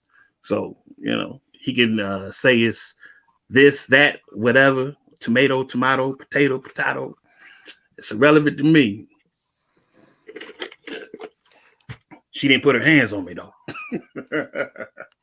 No, sir. So, but anyway, again, back to our point, because we have diverged. I think that it is absolutely necessary. For Black men to learn self-defense. It was a book that I recently came across. It was called, what was it called? It was called A Festival of Violence by E. Stewart Tolney. And he said in that book, they surveyed the lynchings between, I think it was 1890 to 1930. And he said in that book that during that period, Black men were lynched almost at an average of one every other day. And he said that he noticed that when he correlated the lynchings with the cotton prices of the region, because these were cotton producing states during that period, he said that lynchings occurred when prices were low, meaning when the merchants couldn't make their money. He said, but when the cotton prices were higher, that's when Blacks were safe from violence. When it was lower, they were susceptible to violence. And they said the people that would lead these lynch mobs, that would lead these hangings and so forth and so on, they tended to be business merchants. So what Stewart Tolney was making, or his position was that there's a correlation between violence against Black men and the economy, long story short. So then when I look around and I see what's going on now, in spite of the fact they said, well, Black unemployment is low and so forth and so on, but the community doesn't seem to be getting any better. There doesn't seem to be any serious economic improvement in the Black community. And now I'm seeing people become more and more uncivil where Black men is concerned. I brought up the instance earlier where the white Trump supporter punched a guy in the face. Several more instances, and I'm not talking about police shootings here. And in my article, I said, well, it's going to come down to not just defending yourself against white people, but defending yourself against, some of these niggas in the Black community. And so that was my position that I put forward as to why. And this was an argument geared toward the square Black, the square brother, though. It wasn't geared toward the bully. It wasn't geared toward the belligerent or the violent person. It was geared toward the everyday working class person as to why they would, need to learn how to defend themselves. Okay. That was my position. You guys let me know yours. Do you think it's practical in this day and age? In this day and age, yes. Because the unfortunate reality is, making it out of the situation, even if you have to go to court or maybe prison for it later, is better than being dead. Okay. I believe that in situations where I see people walking into overwhelming odds, I don't see that as courage. I see it as foolishness. I see Black and Latino reporters deciding to go into a Klan rally. And I look at that and I say, I respect your curiosity, but you can't say that you're going someplace with the reasonable expectation that your physical safety is going to be respected. And I do not condone the violence, especially racial violence. However, there are very rarely situations in the world or in life that is 100% one person's fault. So when you walk into those lions den saying, okay, I know this is a place where people hate me and something bad happens, you got to own some of that. That's not a self-defense issue. So you would say that's largely situational awareness then? Would you agree with that? Situational awareness is a part of self-defense. You wouldn't walk into an area where you know you were subject to be visited by violence at any given moment by an overwhelming number of people. Right. So what you're saying is being able to look at the situation, size up the situation, and hopefully avoid the situation. So am I correct in saying that situational awareness is a form of self-defense to you? Exactly. You know, as a prepper, and we can have a conversation about that later, I do a little E&E, escape and evade. And one of the things you learn when you talk to those guys who have got military accolades and law enforcement from this country and that country, the first thing they say is when something bad happens, your priority is learn how to run and hide. Like we say, escape and evade, and it's a clever word. Learn how to get away from the danger. It's not like Die Hard movies where you hear the gunshots and you run to it to be a hero. When something bad is happening, when you're in a party, I don't know if any of you have ever been in a large group of people. Now, it could be like in Brazil, we have carnival. In the United States, we have street parties. You can go from this fun, jovial atmosphere, and everybody's got balloons, and the kids are eating sugar waffles, and the wrong group of people, and I don't know what that number is, but the wrong group of people kind of comes in, and it changes the feeling. You see people getting on high alert. You see the old men and the old ladies saying, you know, I think I need to get out of here. And when you feel that change, too many people want to see what's going to happen instead of saying, oh, this doesn't smell good anymore. I smell danger. I think I'll go across town and take my party someplace else. And I see it over and over again. I remember one of my younger cousins hating me because we were at a party and everybody was having fun and something weird happened and I physically picked her up and carried her out. And I said, I don't want to see what's going to happen.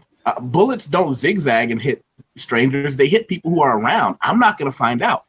And it's awkward for people to hear from me. You have to be the first person responsible for your own safety. Self-defense, if it comes down to physical violence, great. Be ready for that and be ready to, if necessary, die if necessary, to make sure you're trying to at least not get killed, to not make it easy for your opponent. But I see so many people who associate self-defense with an unwillingness to walk away from a dangerous situation when they see it coming. I see some guys walking towards me. I don't like the way they shuffle down the street. I'll be the guy to cross the street. Why waiting to find out if I have to physically defend myself from? And I think we don't spend enough time with people talking about how, you know, it only takes a second to change your life, for better or for worse. You know what? I would agree with that. And the thing is that I always tell a lot of my brothers and sisters of their higher, that are functioning in their higher nature, that those scenarios are always preferable. But we have in the Black community a mass assortment of niggas. And you say you can be in an argument with them, and I know you don't like that word, but you over here today, so you're gonna have to bear with me. We got a large assortment of niggas, and see, a lot of times niggas don't respect diplomacy. Niggas don't respect calm. They don't respect situations to where you're trying to make peace. You're dealing with an individual who just wants, for whatever reason, they just want to, there's no rationality involved in his actions. There's no logic. It's purely emotion. He just wants to beef. And you say, well, there's a situation, okay, you smell them coming, you can walk away. Well, it may not be a situation to where they're coming in. A lot of times it's a situation where I've been in parties where people were just playing cards. They were sitting down playing cards or drinking or whatever. And I mean, it went from a jovial mood to, I mean, just niggas locking horns just like that at the drop of a dime. I mean, the conversation turned in the blink of an eye. Next thing you know, they were going at it. They were scrapping. So in in an ideal world, yes, you would want to be able to employ situational awareness. But when you're dealing with niggas, you don't always have the opportunity to apply situational awareness. You don't always have that privilege. And sometimes you have to be willing to go for broke. You have to be willing to go for broke. See, niggas will take that as a reason to transgress upon you, because they rationalize everything with combat. You have some people, they rationalize everything with combat. There's no reasoning process. They always say, well, cooler heads will prevail. Well, they don't want to be cool. They don't want to be cool. They just want you to respect them. And at each opportunity, while you're trying to be as respectful as possible, they are being as disrespectful as possible. So they're taking your diplomacy, they're taking your state of serenity as an invitation to violate you. And in that situation, you're not always in a position where you can walk away. Yes, yes, yes. In a perfect world, what Yusef is proposing, that's the way to go. But sadly, just what you just pointed out, Tony, a lot of times I just think it's based on environment, because I haven't implemented some of the things that Yusef is talking about. I've turned the other cheek. I walked away, you know what I mean, in the streets at times. And, it was advantageous. But sometimes, like, let me see. Yeah, like if you're in a prison environment, you can't necessarily use that argument or that approach. Well, prison is a unique place. Yeah, I know. That's what I'm saying. You can't make a blanket statement saying you need to use that sort of approach. I think it's environmentally based a lot of times, and one of those places where it's environmentally based about what you should do is in prison, because in prison that don't fly. You just can't turn the other cheek. You just can't walk away. If there's 3 or 4 dudes coming at you, it's time to get down. You know what I mean? Because everybody is going to look at you kind of crazy, even though it's 2 or 3 cats on you. You know what I mean? Cowardice or running away is not valued, in a so-called prison environment. Let me do this. I've been drinking a lot of water. Let me take a 1-minute break, come back, and you two have shared with me some of the things that formed your opinion. I want to give you a little bit of my background and tell you how I got where I am. Hold on 1 second for me. All right. Well, again, one of my things, and we'll keep going till he comes back, is that, again, these are better world scenarios. Exactly. And a lot of times niggas don't function under better world scenarios. Mm-hmm. The nigga that want to bust a cap off in the roof to let everybody know he's in the house, you can't talk rationality to that guy. Right. You can't reason with that guy. He only understands the language of aggression and force. Take somebody like, let's say, a Suge Knight, right? Right. And he's an example. And I know some people are going to say, well, he's famous or whatever, but really he's emblematic. He's symbolic of a lot of the type of attitudes that you come across with, a lot of niggas that you see in the streets or that you run into. They want to let you know that they're in charge. They're trying to establish a pecking order. So what they're doing is they're telling you that they're the alpha dog and you must bow and kiss their ring. And anything less than total capitulation is a declaration of war to them. Mm-hmm. And when they make that declaration of war, it's not, you don't get to walk away. You kiss the ring. Mm. And once you start this situation where you're kissing their ring, you have to keep giving them that sort of deference.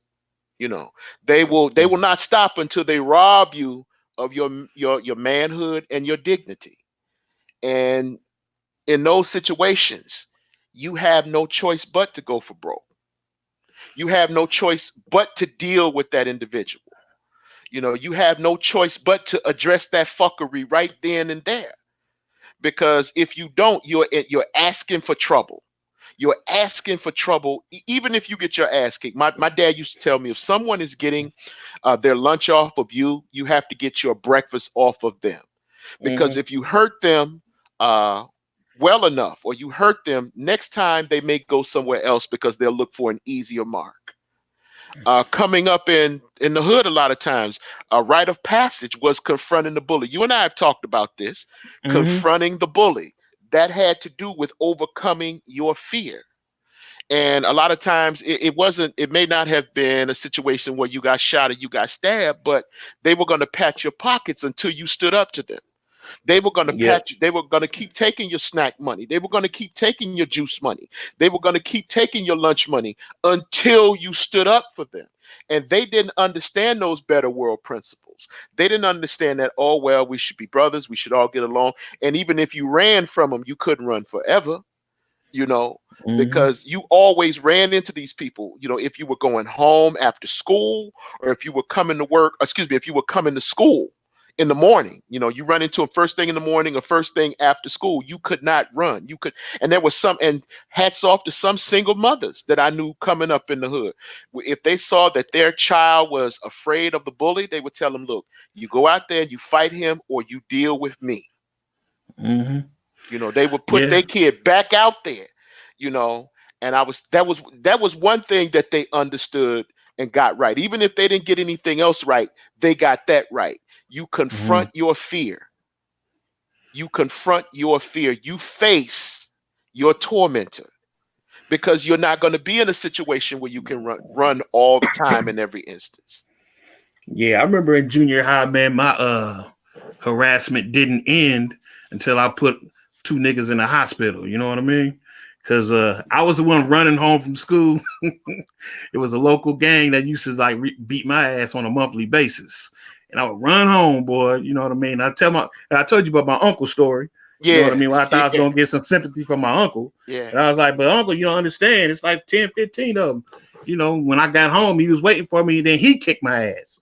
You know what I mean? So it was a situation where it's like, okay, well, if it's going down, it's going down, man. You know what I mean? So I trapped them niggas in a donut shop and just went to town on their ass with a chair. WWE style. You know what I'm saying? Right. But yeah, it didn't stop until, you know, the word around town or the school was like, oh man, Big Mike cracked. He finally lost it, man. You know what I mean? So yeah, in a better world, we'd like to see something like that happen, man. But sadly enough, it don't stop, man, until you go ahead and crack some skulls, man. Mr. Wateef, I think you were going to, let us in on your background. I want to give you some insight into where a lot of my views came from. It was interesting that you told the story about the chair, Big Mike. Right.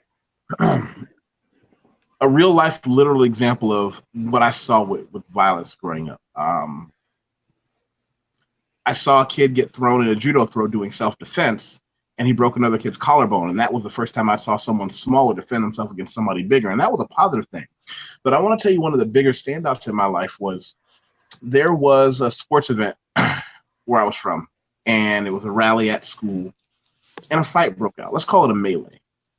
Now, there were some kids who headed for the doors. There were others who said, I want to be part of the chaos. And there were some that said, well, that's my friend, so I have to be involved. One kid picks up a chair, hits another kid with it, not knowing the chair was some gym school chair that was probably older than we were. And a tiny piece of that metal pierced the kid's heart and it killed him dead. The guy who did it was tried as an adult. And I saw that small act of random violence that he could have run from, but being part of that crowd and deciding I have to be looked at a certain way, it stuck with me. You know, because I always say most fights don't end bad. Most fights are just 2 people fighting. But the times that you'll remember are when one fight ends up with somebody either dead, in hospital, and the other guy goes to jail. I remember a lot of people don't know this. I spent time putting myself through college. I was a bouncer for a while, and I got to see what happens. You know, you see 2 guys mixing up. One guy cracks the other guy falls, busts his head on the ground. It doesn't take much to crack your egg skull open. When you see that, you become very weary of it because you know that it could go wrong in so many different ways. And I want to be clear. I had enough cousins that went to prison. I'm terrified of prison. You know, I tell people, don't ever commit a crime. Don't do anything. Don't even talk about anything illegal in front of me, because if they just show me the kind of sandwich I'd be forced to eat in jail, I'm telling everything. I'm not about that life.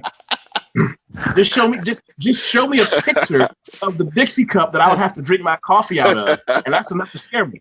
Coffee? Coffee? You know, but Mac, would he get coffee in the penitentiary? You say what? Would he get coffee in the penitentiary? What you mean, will he get coffee? He said just show him the Dixie cup that he would drink his coffee out of, and he would snitch. Oh, yeah, you're gonna get. Yeah, you gonna get your coffee. Yeah, hell yeah. Mm-hmm. Go ahead. And when you see things like that, all it takes is one or two of those for you to see that. And then as I rapidly approached maturity and got into manhood, I never saw it have ever been worth it after we became adults. I never saw street credibility turn into something that you could take anywhere else in the world. I never saw the neighborhood tough guys turn out with the lives that anybody would want for their son. Those guys that had reputations, it didn't do anything for them. Now, on the other hand, the squares, the kids like me that was getting beat up for wearing comic book t-shirts, most of us went on. This is something interesting about the Facebook and the internet era, because I'm a Generation X.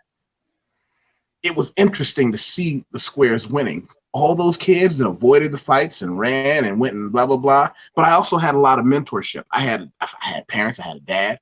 You know, my parents were no better or worse than most. You know, as I hit adulthood, they were just parents with problems, goods and bad, just like everyone else. But I also had a lot of strong Black men in my life that would talk to me about, hey, listen, I don't care what anybody else says. Get out of there when something bad happens. Somebody insults you, you just leave. If blah, blah, blah, blah, blah. And then when I turned 17, graduated high school, it all became worth it. And as adults, I don't know that ever having seen that whole, I have to go up against this guy. Because remember, some of these guys, you know, as I realized when I was an adult, my parents, particularly my mom, would sit down and talk to me about how I would talk about this bully in school. And I hate him and blah, blah, blah. She would say, well, listen, talk to a teacher, talk to me, run if you have to. But then as an adult, I see so many of those young Black men that came from situations that were so awful, you can almost forgive them for being only as bad as they were. I remember one of the local neighborhood bullies as we became adults. And I remember talking to my mother as an adult man, not as a child anymore, realizing he watched his mother die slowly of AIDS. You know, having people that came out later and, you know, my parents would tell me, well, we couldn't talk about it with you then because you're children. But yeah, that whole family, they were horribly molested, boys, girls, up and down the line from childhood. And that turned them into the monsters they were, which is why we tried to have you show a little bit more compassion towards them, even though you couldn't understand why the bullies were bullying you. We could see it. Because I got to get into the issues why. And like I said, when you've seen one or two instances of a simple fight gone wrong, nah, it's not worth it. I know guys that didn't do anything wrong except they didn't run, still end up going to jail. Well, I mean, it's always a gamble. When it comes to violence, it's always a gamble. I can remember when it was myself and 3 other bail agents. We went to go and recover a fugitive up in Butler County, which is about, I would say about 35, 40 minutes from where I am, because it's close to Cincinnati. And what happened was that they got up there and they got in the house. Now, the police were there in Ohio. Whenever you go out on fugitive recovery, you're supposed to go out with the police department. And so the police department was there, but they were just standing back all nonchalant because they didn't have a warrant to get in the house. So it was up to the bail agents to get in the house. And so the girl cracked the door and he stuck his hand in, you know, with his palm facing him. He stuck his hand in and kind of pushed the door open because the guy was in the house.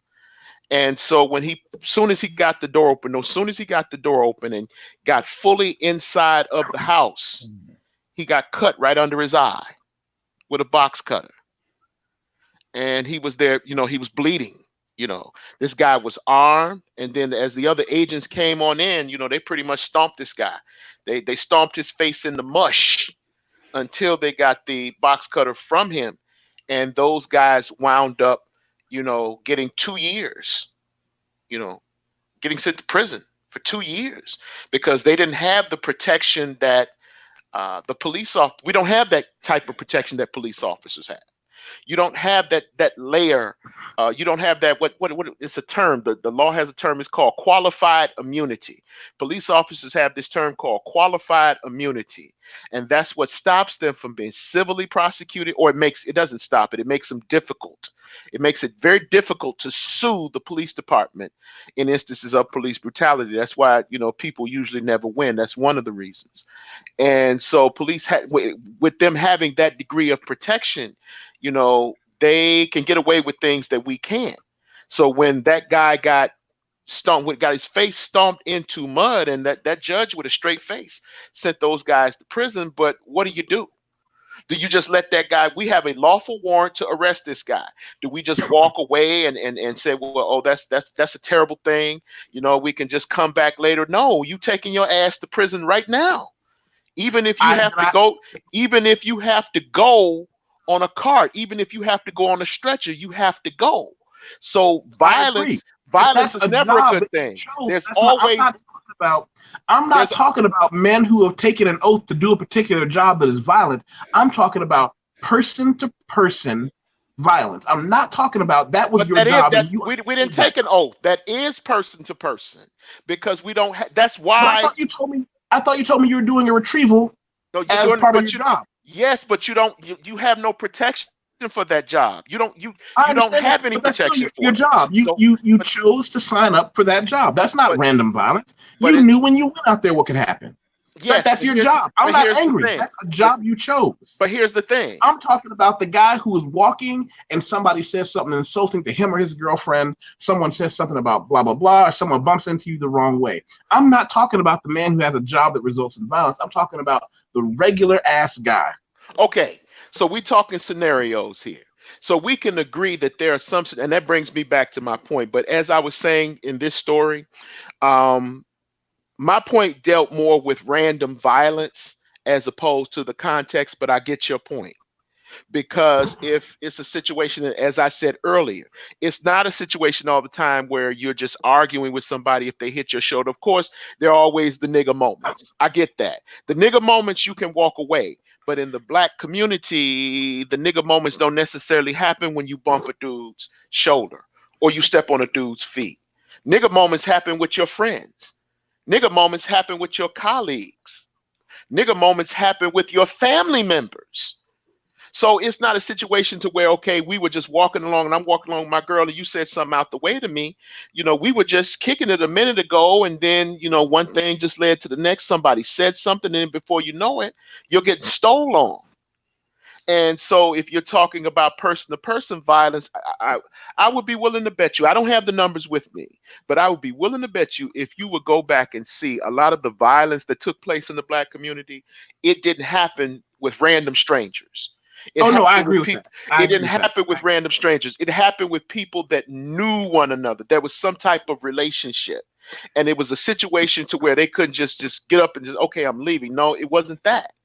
It was a situation where tempers flared and shit just happens. Again, in a better world, that's possible. But this is not a better world, and those ethics and those values don't always prevail. And that's our point. That situation, I understand, that bad things can happen. But bad things can happen if you don't protect yourself. Bad things can happen if you walk away. I know some dudes, again, if you walk away, if they have a gun, that's a license for them to shoot you in your back. That's a license for them to stab you, because that's taken as a sign of weakness. That's taken as a sign of capitulation. That what they say is, I got a soft one now. So in some instances, yes, and I think that would depend on who you're dealing with. The situations would have to be subjective. But a lot of times, many times, I won't say a lot, but many times you just don't have that privilege of walking away. Sometimes you can get up and say, okay, I'm just leaving. I'm gonna be cool. I'm gonna keep everything on the level. I'm out. This is getting ugly. I'm out. I'm gone. But in many instances, if you're dealing with people, a lot of times you don't have that situation. I've been going to parties to where, dudes have blocked the doors. There's no leaving. There's no leaving. You're not going out the window. You're not Jimmy Superfly Snooker. You got to scrap to get up out of there. And that's what it is, And I would say when it comes to something like martial arts, although it's no guarantee, it's no panacea, because it comes down to the practitioner, it's better to have it and not need it than to need it and not have it. Absolutely. Absolutely. Yes. Let me ask you this question, because I'm just trying to make okay. Is it your position that you, as you are now, if you're met with a violent situation, you're always going to walk away? Is that what you're saying? If I have that as an option, it's always my first choice. Okay. If that's okay, so if someone is accosting or beating a loved one in front of you, what are you going to do? If it's someone that I have to take care of, then that's not an option. Leaving isn't an option if someone is hurting someone that isn't under my care. If Okay, it's one of the women that I'm here with, or someone of my loved ones, no, you're right. That's not an option. Okay, all right. Well, you've made a lot of sense. That's all I need to know. That's okay. Yeah. All right, that's all I need to know. Because that's all I need to know, man. I'm like, man, because there's some people like my boy Side Trickster Isaiah. He would have said exact opposite of what Yusef just said. He would have said, no, there's no reason at all to ever be violent. I'm like, nah, man, we can't get that ridiculous, man. I mean, there's going to be some situations and circumstances, man, where you're not going to have the option of walking away. Speaking in absolutes, the thing is, right? We are often looking at situations that are the number of situations that you can't get out of by walking away or simply saying it was my fault and I apologize is actually pretty small.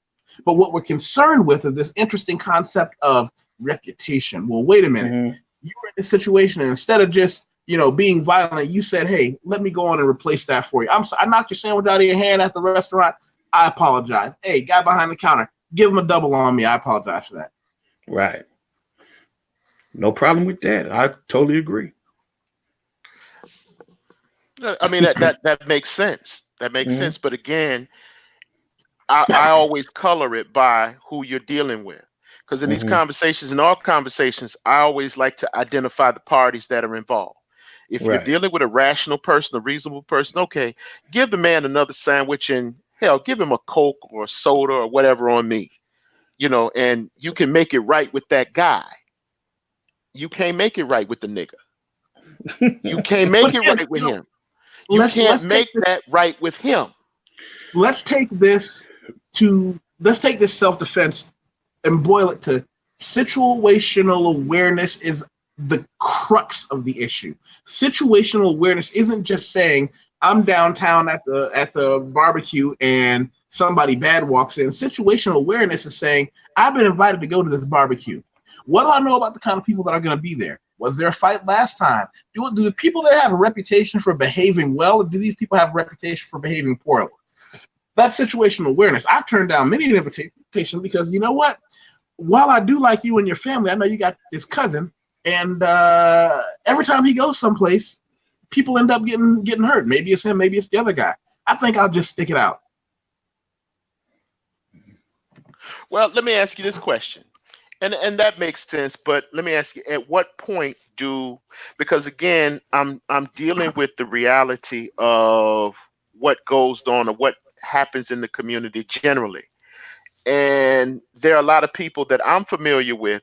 I generally roll by myself, but there are some times when I go and see, my associates. I don't call them my friends, but I call them my associates. I may go, for instance, a couple days ago, I think I was telling you, I went to a client's house just to meet with her, and she was dealing with this, this grimy ass dude who had just fleeced her for like $20,000. And the guy's attitude was just, I mean, he was just really a bully. He was just really, really a bully. And he's standing there in righteous indignation after he had just fleeced this woman out of an ungodly sum of money to me. And he was belligerent, and he was very aggressive in his behavior when she was there by herself. But when the other men started speaking for her, his tenor changed. So we could have easily just, shut that meeting down. But again, like you said, I guess this would be a situation where we had a job to do.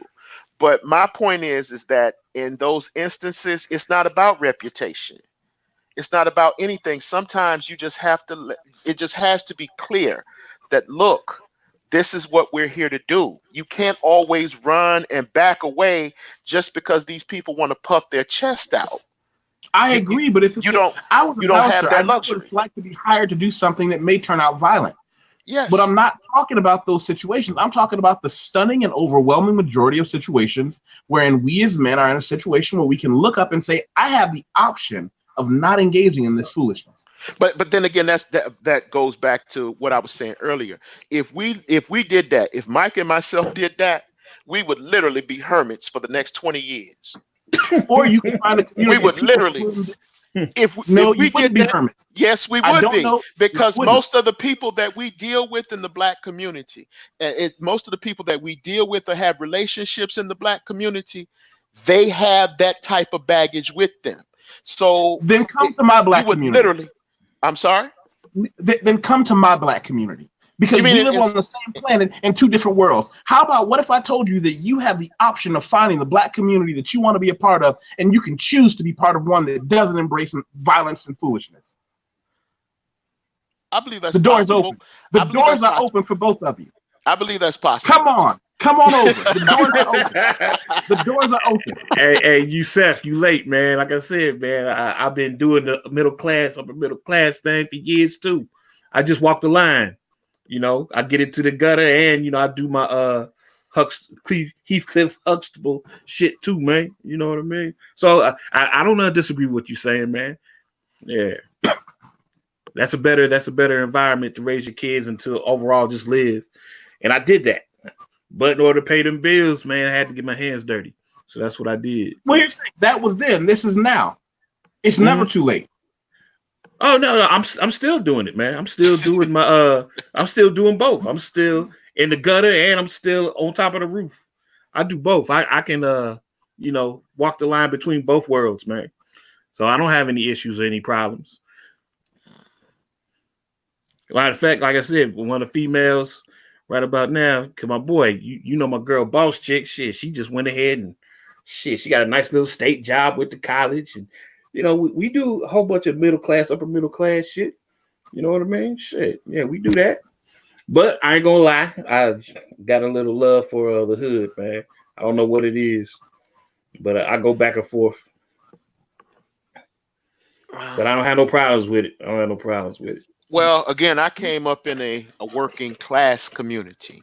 I come from a 2-parent household. See, on my block, the factory worker and the thief were on the same block. There was no separation between the profound and the profane. They were in one in the same community. There was no segregation. You had respectable people that had middle class values, but working class income. So one thing, we need to have a discussion about that. Different. We need to have a discussion about that stratification, because what you just said is profound.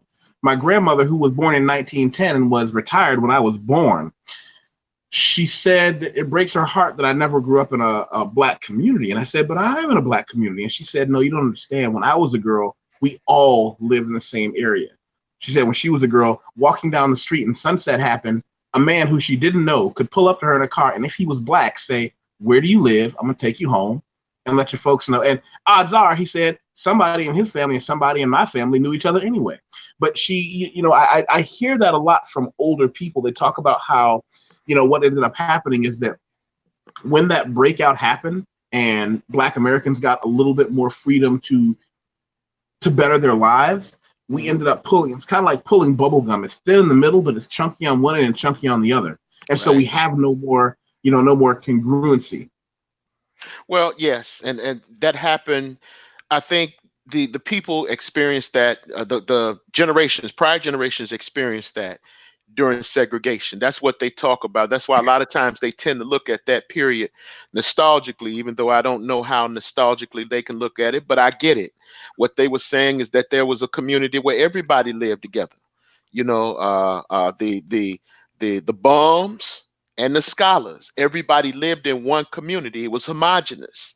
So I think my generation, Generation X, that was those of us that was born in the late 60s, early 70s, that those were the last vestiges of that, to where everybody from every side of the track lived on the same block.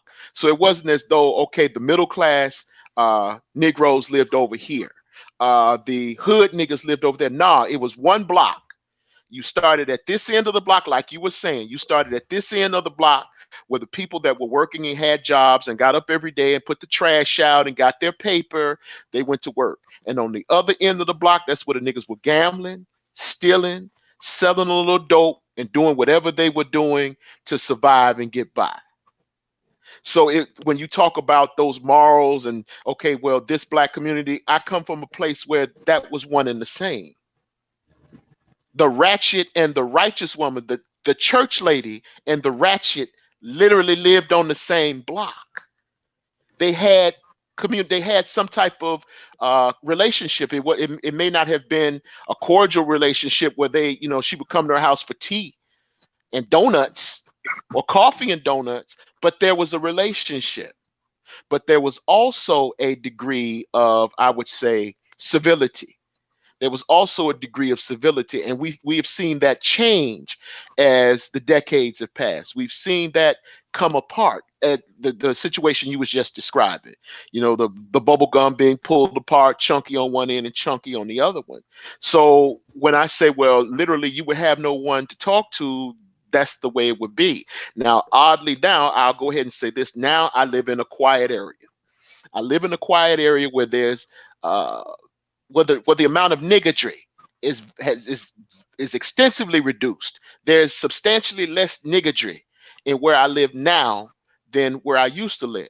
But my point is that I formed relationships with those people because, for better or worse, that was part of the community.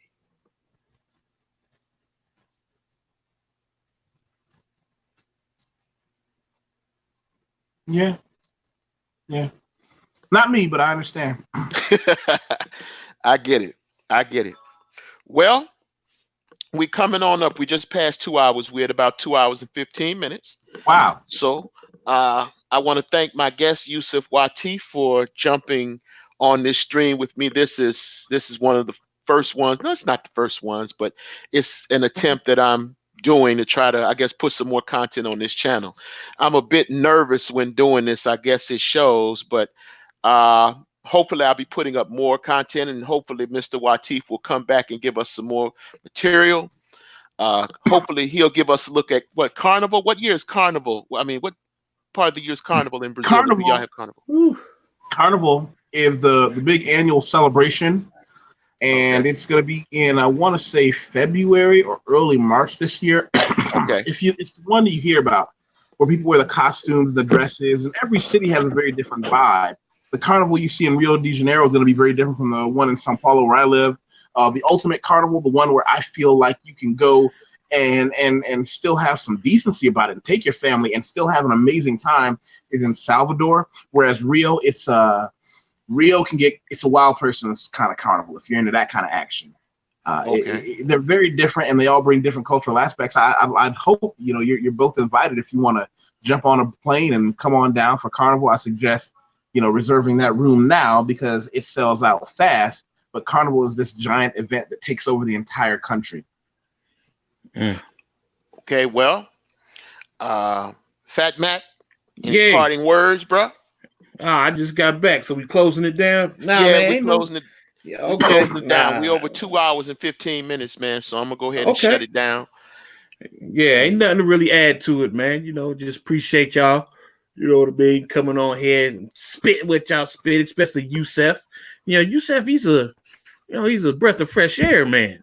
Yeah, you know what I'm saying? Yeah, I don't know. Yeah. I don't know what to say, man. I don't know.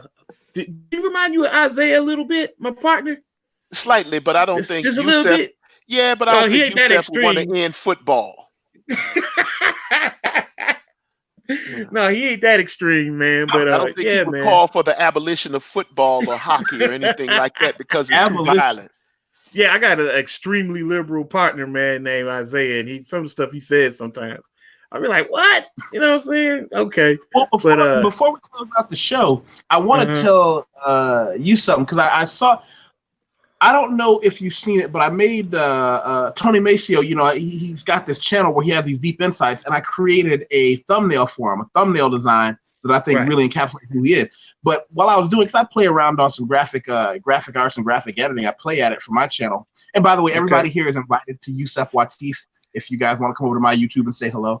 But I want to tell you, your thumbnails at Max City Limits are some of the best I've ever seen because of the way you incorporate not just clever clever fonts, but you have some very deep cut nerdgasms going on over there with some different X-Men and different Marvel characters, because you got some slick stuff that if you don't know the game, some people won't catch it. But I'm like, that's pretty interesting. You know, and the way you put it together, I really enjoy looking at your thumbnails. And I actually used that as a template for when I said, you know what, I'm gonna make this clever thumbnail for Tony Maceo. I made it a point to go completely the opposite direction, because I knew that if I let my mind wander, it would resemble yours, and I wanted his to be as outstanding but totally different. Shoot, you know, it's a good thing to know that I am an inspiration to somebody on here, man. How do you make yours? Do you make yours on Canva or Word art programs? What do you use? Adobe Photoshop. Oh, but okay. it's old, man. I'm still using 0.7. Adobe Photoshop 0.7, man. I think they're up to probably 20 by now. I don't know. But yeah, just Adobe Photoshop. That's it. You should try Canva. Canva is pretty slick. Okay, I go ahead and I don't know, hit me up with a link or something where I can find it. How much is it? Free. They make their money. They have a couple of things that you can do that cost money. For example, like if I wanted to give you two access to my account so we could all work on a project together, I'd have to pay for that. But their company blew up so fast because they give away 90% of it for free. And if you have an imagination, you can create some clever things. But if you don't have an imagination and you want to use a lot of their pre-done things, that's where you're going to have to pay a couple bucks here and there. But you can buy like a photo for $1, you know, a background for $2 or something like that. And it's totally yours. Okay. Yeah, I'm going to have to go ahead and check out some of that, man. See if it's, I don't know, because I'd like to believe you're already subscribed to my channel. Have you subscribed to my channel? I'm not sure. I'm not. I think I did. You. I think when you hollered at me and said that, you know, let's do a collab, I think I did, man. I'm not. You got to ask my boy Tony. I got a horrible memory, man. So, you know, horrible memory, man. So I think I did. But you do a lot of your editing too, because I do 90% of what I do is live chat, and you do a lot of recordings, and you edit in these clever movie cuts and samples. Right. Yeah, man, I'm on that, man. I like to put in a lot of work, a lot of pre-recorded stuff on my stuff, man. You know, I'm not really a live guy, as you can tell, man. I stumble and stammer over a lot of shit. So I need to do pre-recorded shows so I can sound somewhat intellectual, you know what I'm saying? Somewhat a little bit. But yeah, man, I gotta have it pre-recorded, man. I don't do this live shit, man.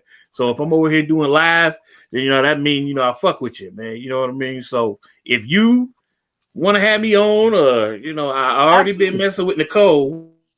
You know, Nicole tricked me a couple times to get on her show. You know, Tony, of course, going to go rock with my boy Tony. Shoot, man, yeah. So whenever you want to holler at me, man, yeah, I'll jump on there.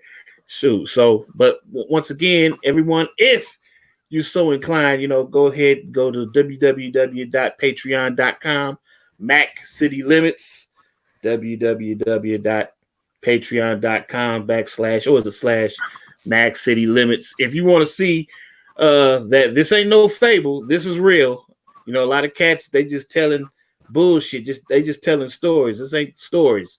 You go there, you're gonna see it live and direct, uncut. You're gonna see receipts of how I actually lived from 2003 to 2010, man. So I have retired. I'm a good person now, and I'm just trying to repent of my sins. So if you want to go ahead and check me out, man, there it is. Go ahead and visit my Patreon.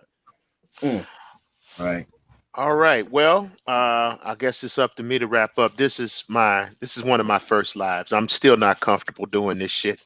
So I have a tendency. Do more. I have a tendency to stammer and stutter at times, and I'm getting old, so the buckwheat is coming down on me. So I have a tendency to forget some things. But in any event, Genosha TV, a new channel is up, Genosha TV, and that will have 90% less niggardry, because you got to keep a little niggardry in there, but we got 90% less niggardry at Genosha TV. That channel will be for the overachievers in the Black community. That channel will be for the success stories in the Black community. It will be for the squares in the Black community. It is not, you are not allowed to use the word nerd. You're not allowed to use the word beta, alpha, select, or non-select on that channel. We open and we welcome Wait, everyone. I can't say nerd. Nah, you can't say nerd over there, man. How dare you? Can't say that over there, man. That's a pejorative over there. You can't use that term. So it's a place for the gifted among us. It's a place for the special among us. It's the place where we welcome all people that kind of walk to the beat of a different drum. Now, does that mean you can come over there and be disruptive? No, because I'm going to stick your ass through the heart. Does that mean you can come over there with that red pill shit? Nope. Do not bring that red pill shit to my channel. You're out of there. Do not come over there, because my channel, I'm also going to welcome women on that channel. So if I will not tolerate that red pill nonsense on Genosha TV, y'all go do that shit elsewhere in the manosphere. I'm not on that. So that channel is going to be for the squares. It's going to be for the gifted. You know, it's going to be for those people that have been outcasted in the Black community because of our ignorance and because of our dysfunction. That is going to be a welcome space for them, and not just for Black people. It's going to be a welcome space for people regardless of what their color is, whether they be Asians, whether they be Caucasians, whether they be Hispanic. It's going to be open to everyone. There won't be that niggardry over there. So the tricking is going to be elsewhere. We're not going to have a discussion about tricking, but we will have a discussion about dating. Well, I take that back. We may have a discussion about tricking over there on that channel. I take that back. We may have that discussion, but all in all, we're not really going to do that, that niggardry over there. We're going to try to keep it as clean as possible. And we're going to also try to be entertaining too, as always, because people, niggas got a short attention span if there's no humor in the mix. So again, Genosha TV is the new channel. You can subscribe. I will be putting content. I don't have any content over there yet, but I'll be putting it up soon, and I'll be linking it to that channel. So with that being said, Mr. Wateef, thank you for coming on and being with us these 2 hours and 25 minutes and 35 seconds. Yes, sir. Go ahead. Can I ask, when you click off, go off, can both of you stick around backstage with me? I might have some info for you. So when you click off the air, we can have a private conversation. You mean the end broadcast, right? In broadcast, yeah. All right. We're getting ready to get out of here. As always, shout out to the one and only Inner Beauty TV, Nicole Michelle. I forgot that. Please go over there and, check out her content, because she's putting down some real game. Nicole Michelle is part of the Mac City family. She is part of our family. We support her and we rock with her because, again, she's giving some real life lessons over there. She gives up a little bit too much game for my taste. See, if she fuck around, all the ratchets going to be out the game. And, she really going to cause me to go cold turkey. So I'm kind of hating on her, and I have taken out I'm fucking with you. I ain't taking out a contract on Nicole Michelle, but go over there to her channel and, listen to what she has to say. Don't go over there and troll her shit. Don't go over there being disruptive, because I'm a mod over there and I will stake you through the heart if you come over there with that bullshit. So no more bonnets. Oh, you got jokes. No more bonnets. Okay, go over there and support Nicole Michelle. And of course, Max City Limits Radio Show.com here on YouTube. Yusef Wateef. Go support his channel by all. Everyone should go over there and check out this man and see what he has to say, because he's one of the guys that I've set Genosha TV up for. This guy is the reason. Guys like this is the reason that I have a Genosha TV, because we don't hear enough of their stories, and they're part of the Black community too, and their story needs to be told. And with that being said, we are out of here.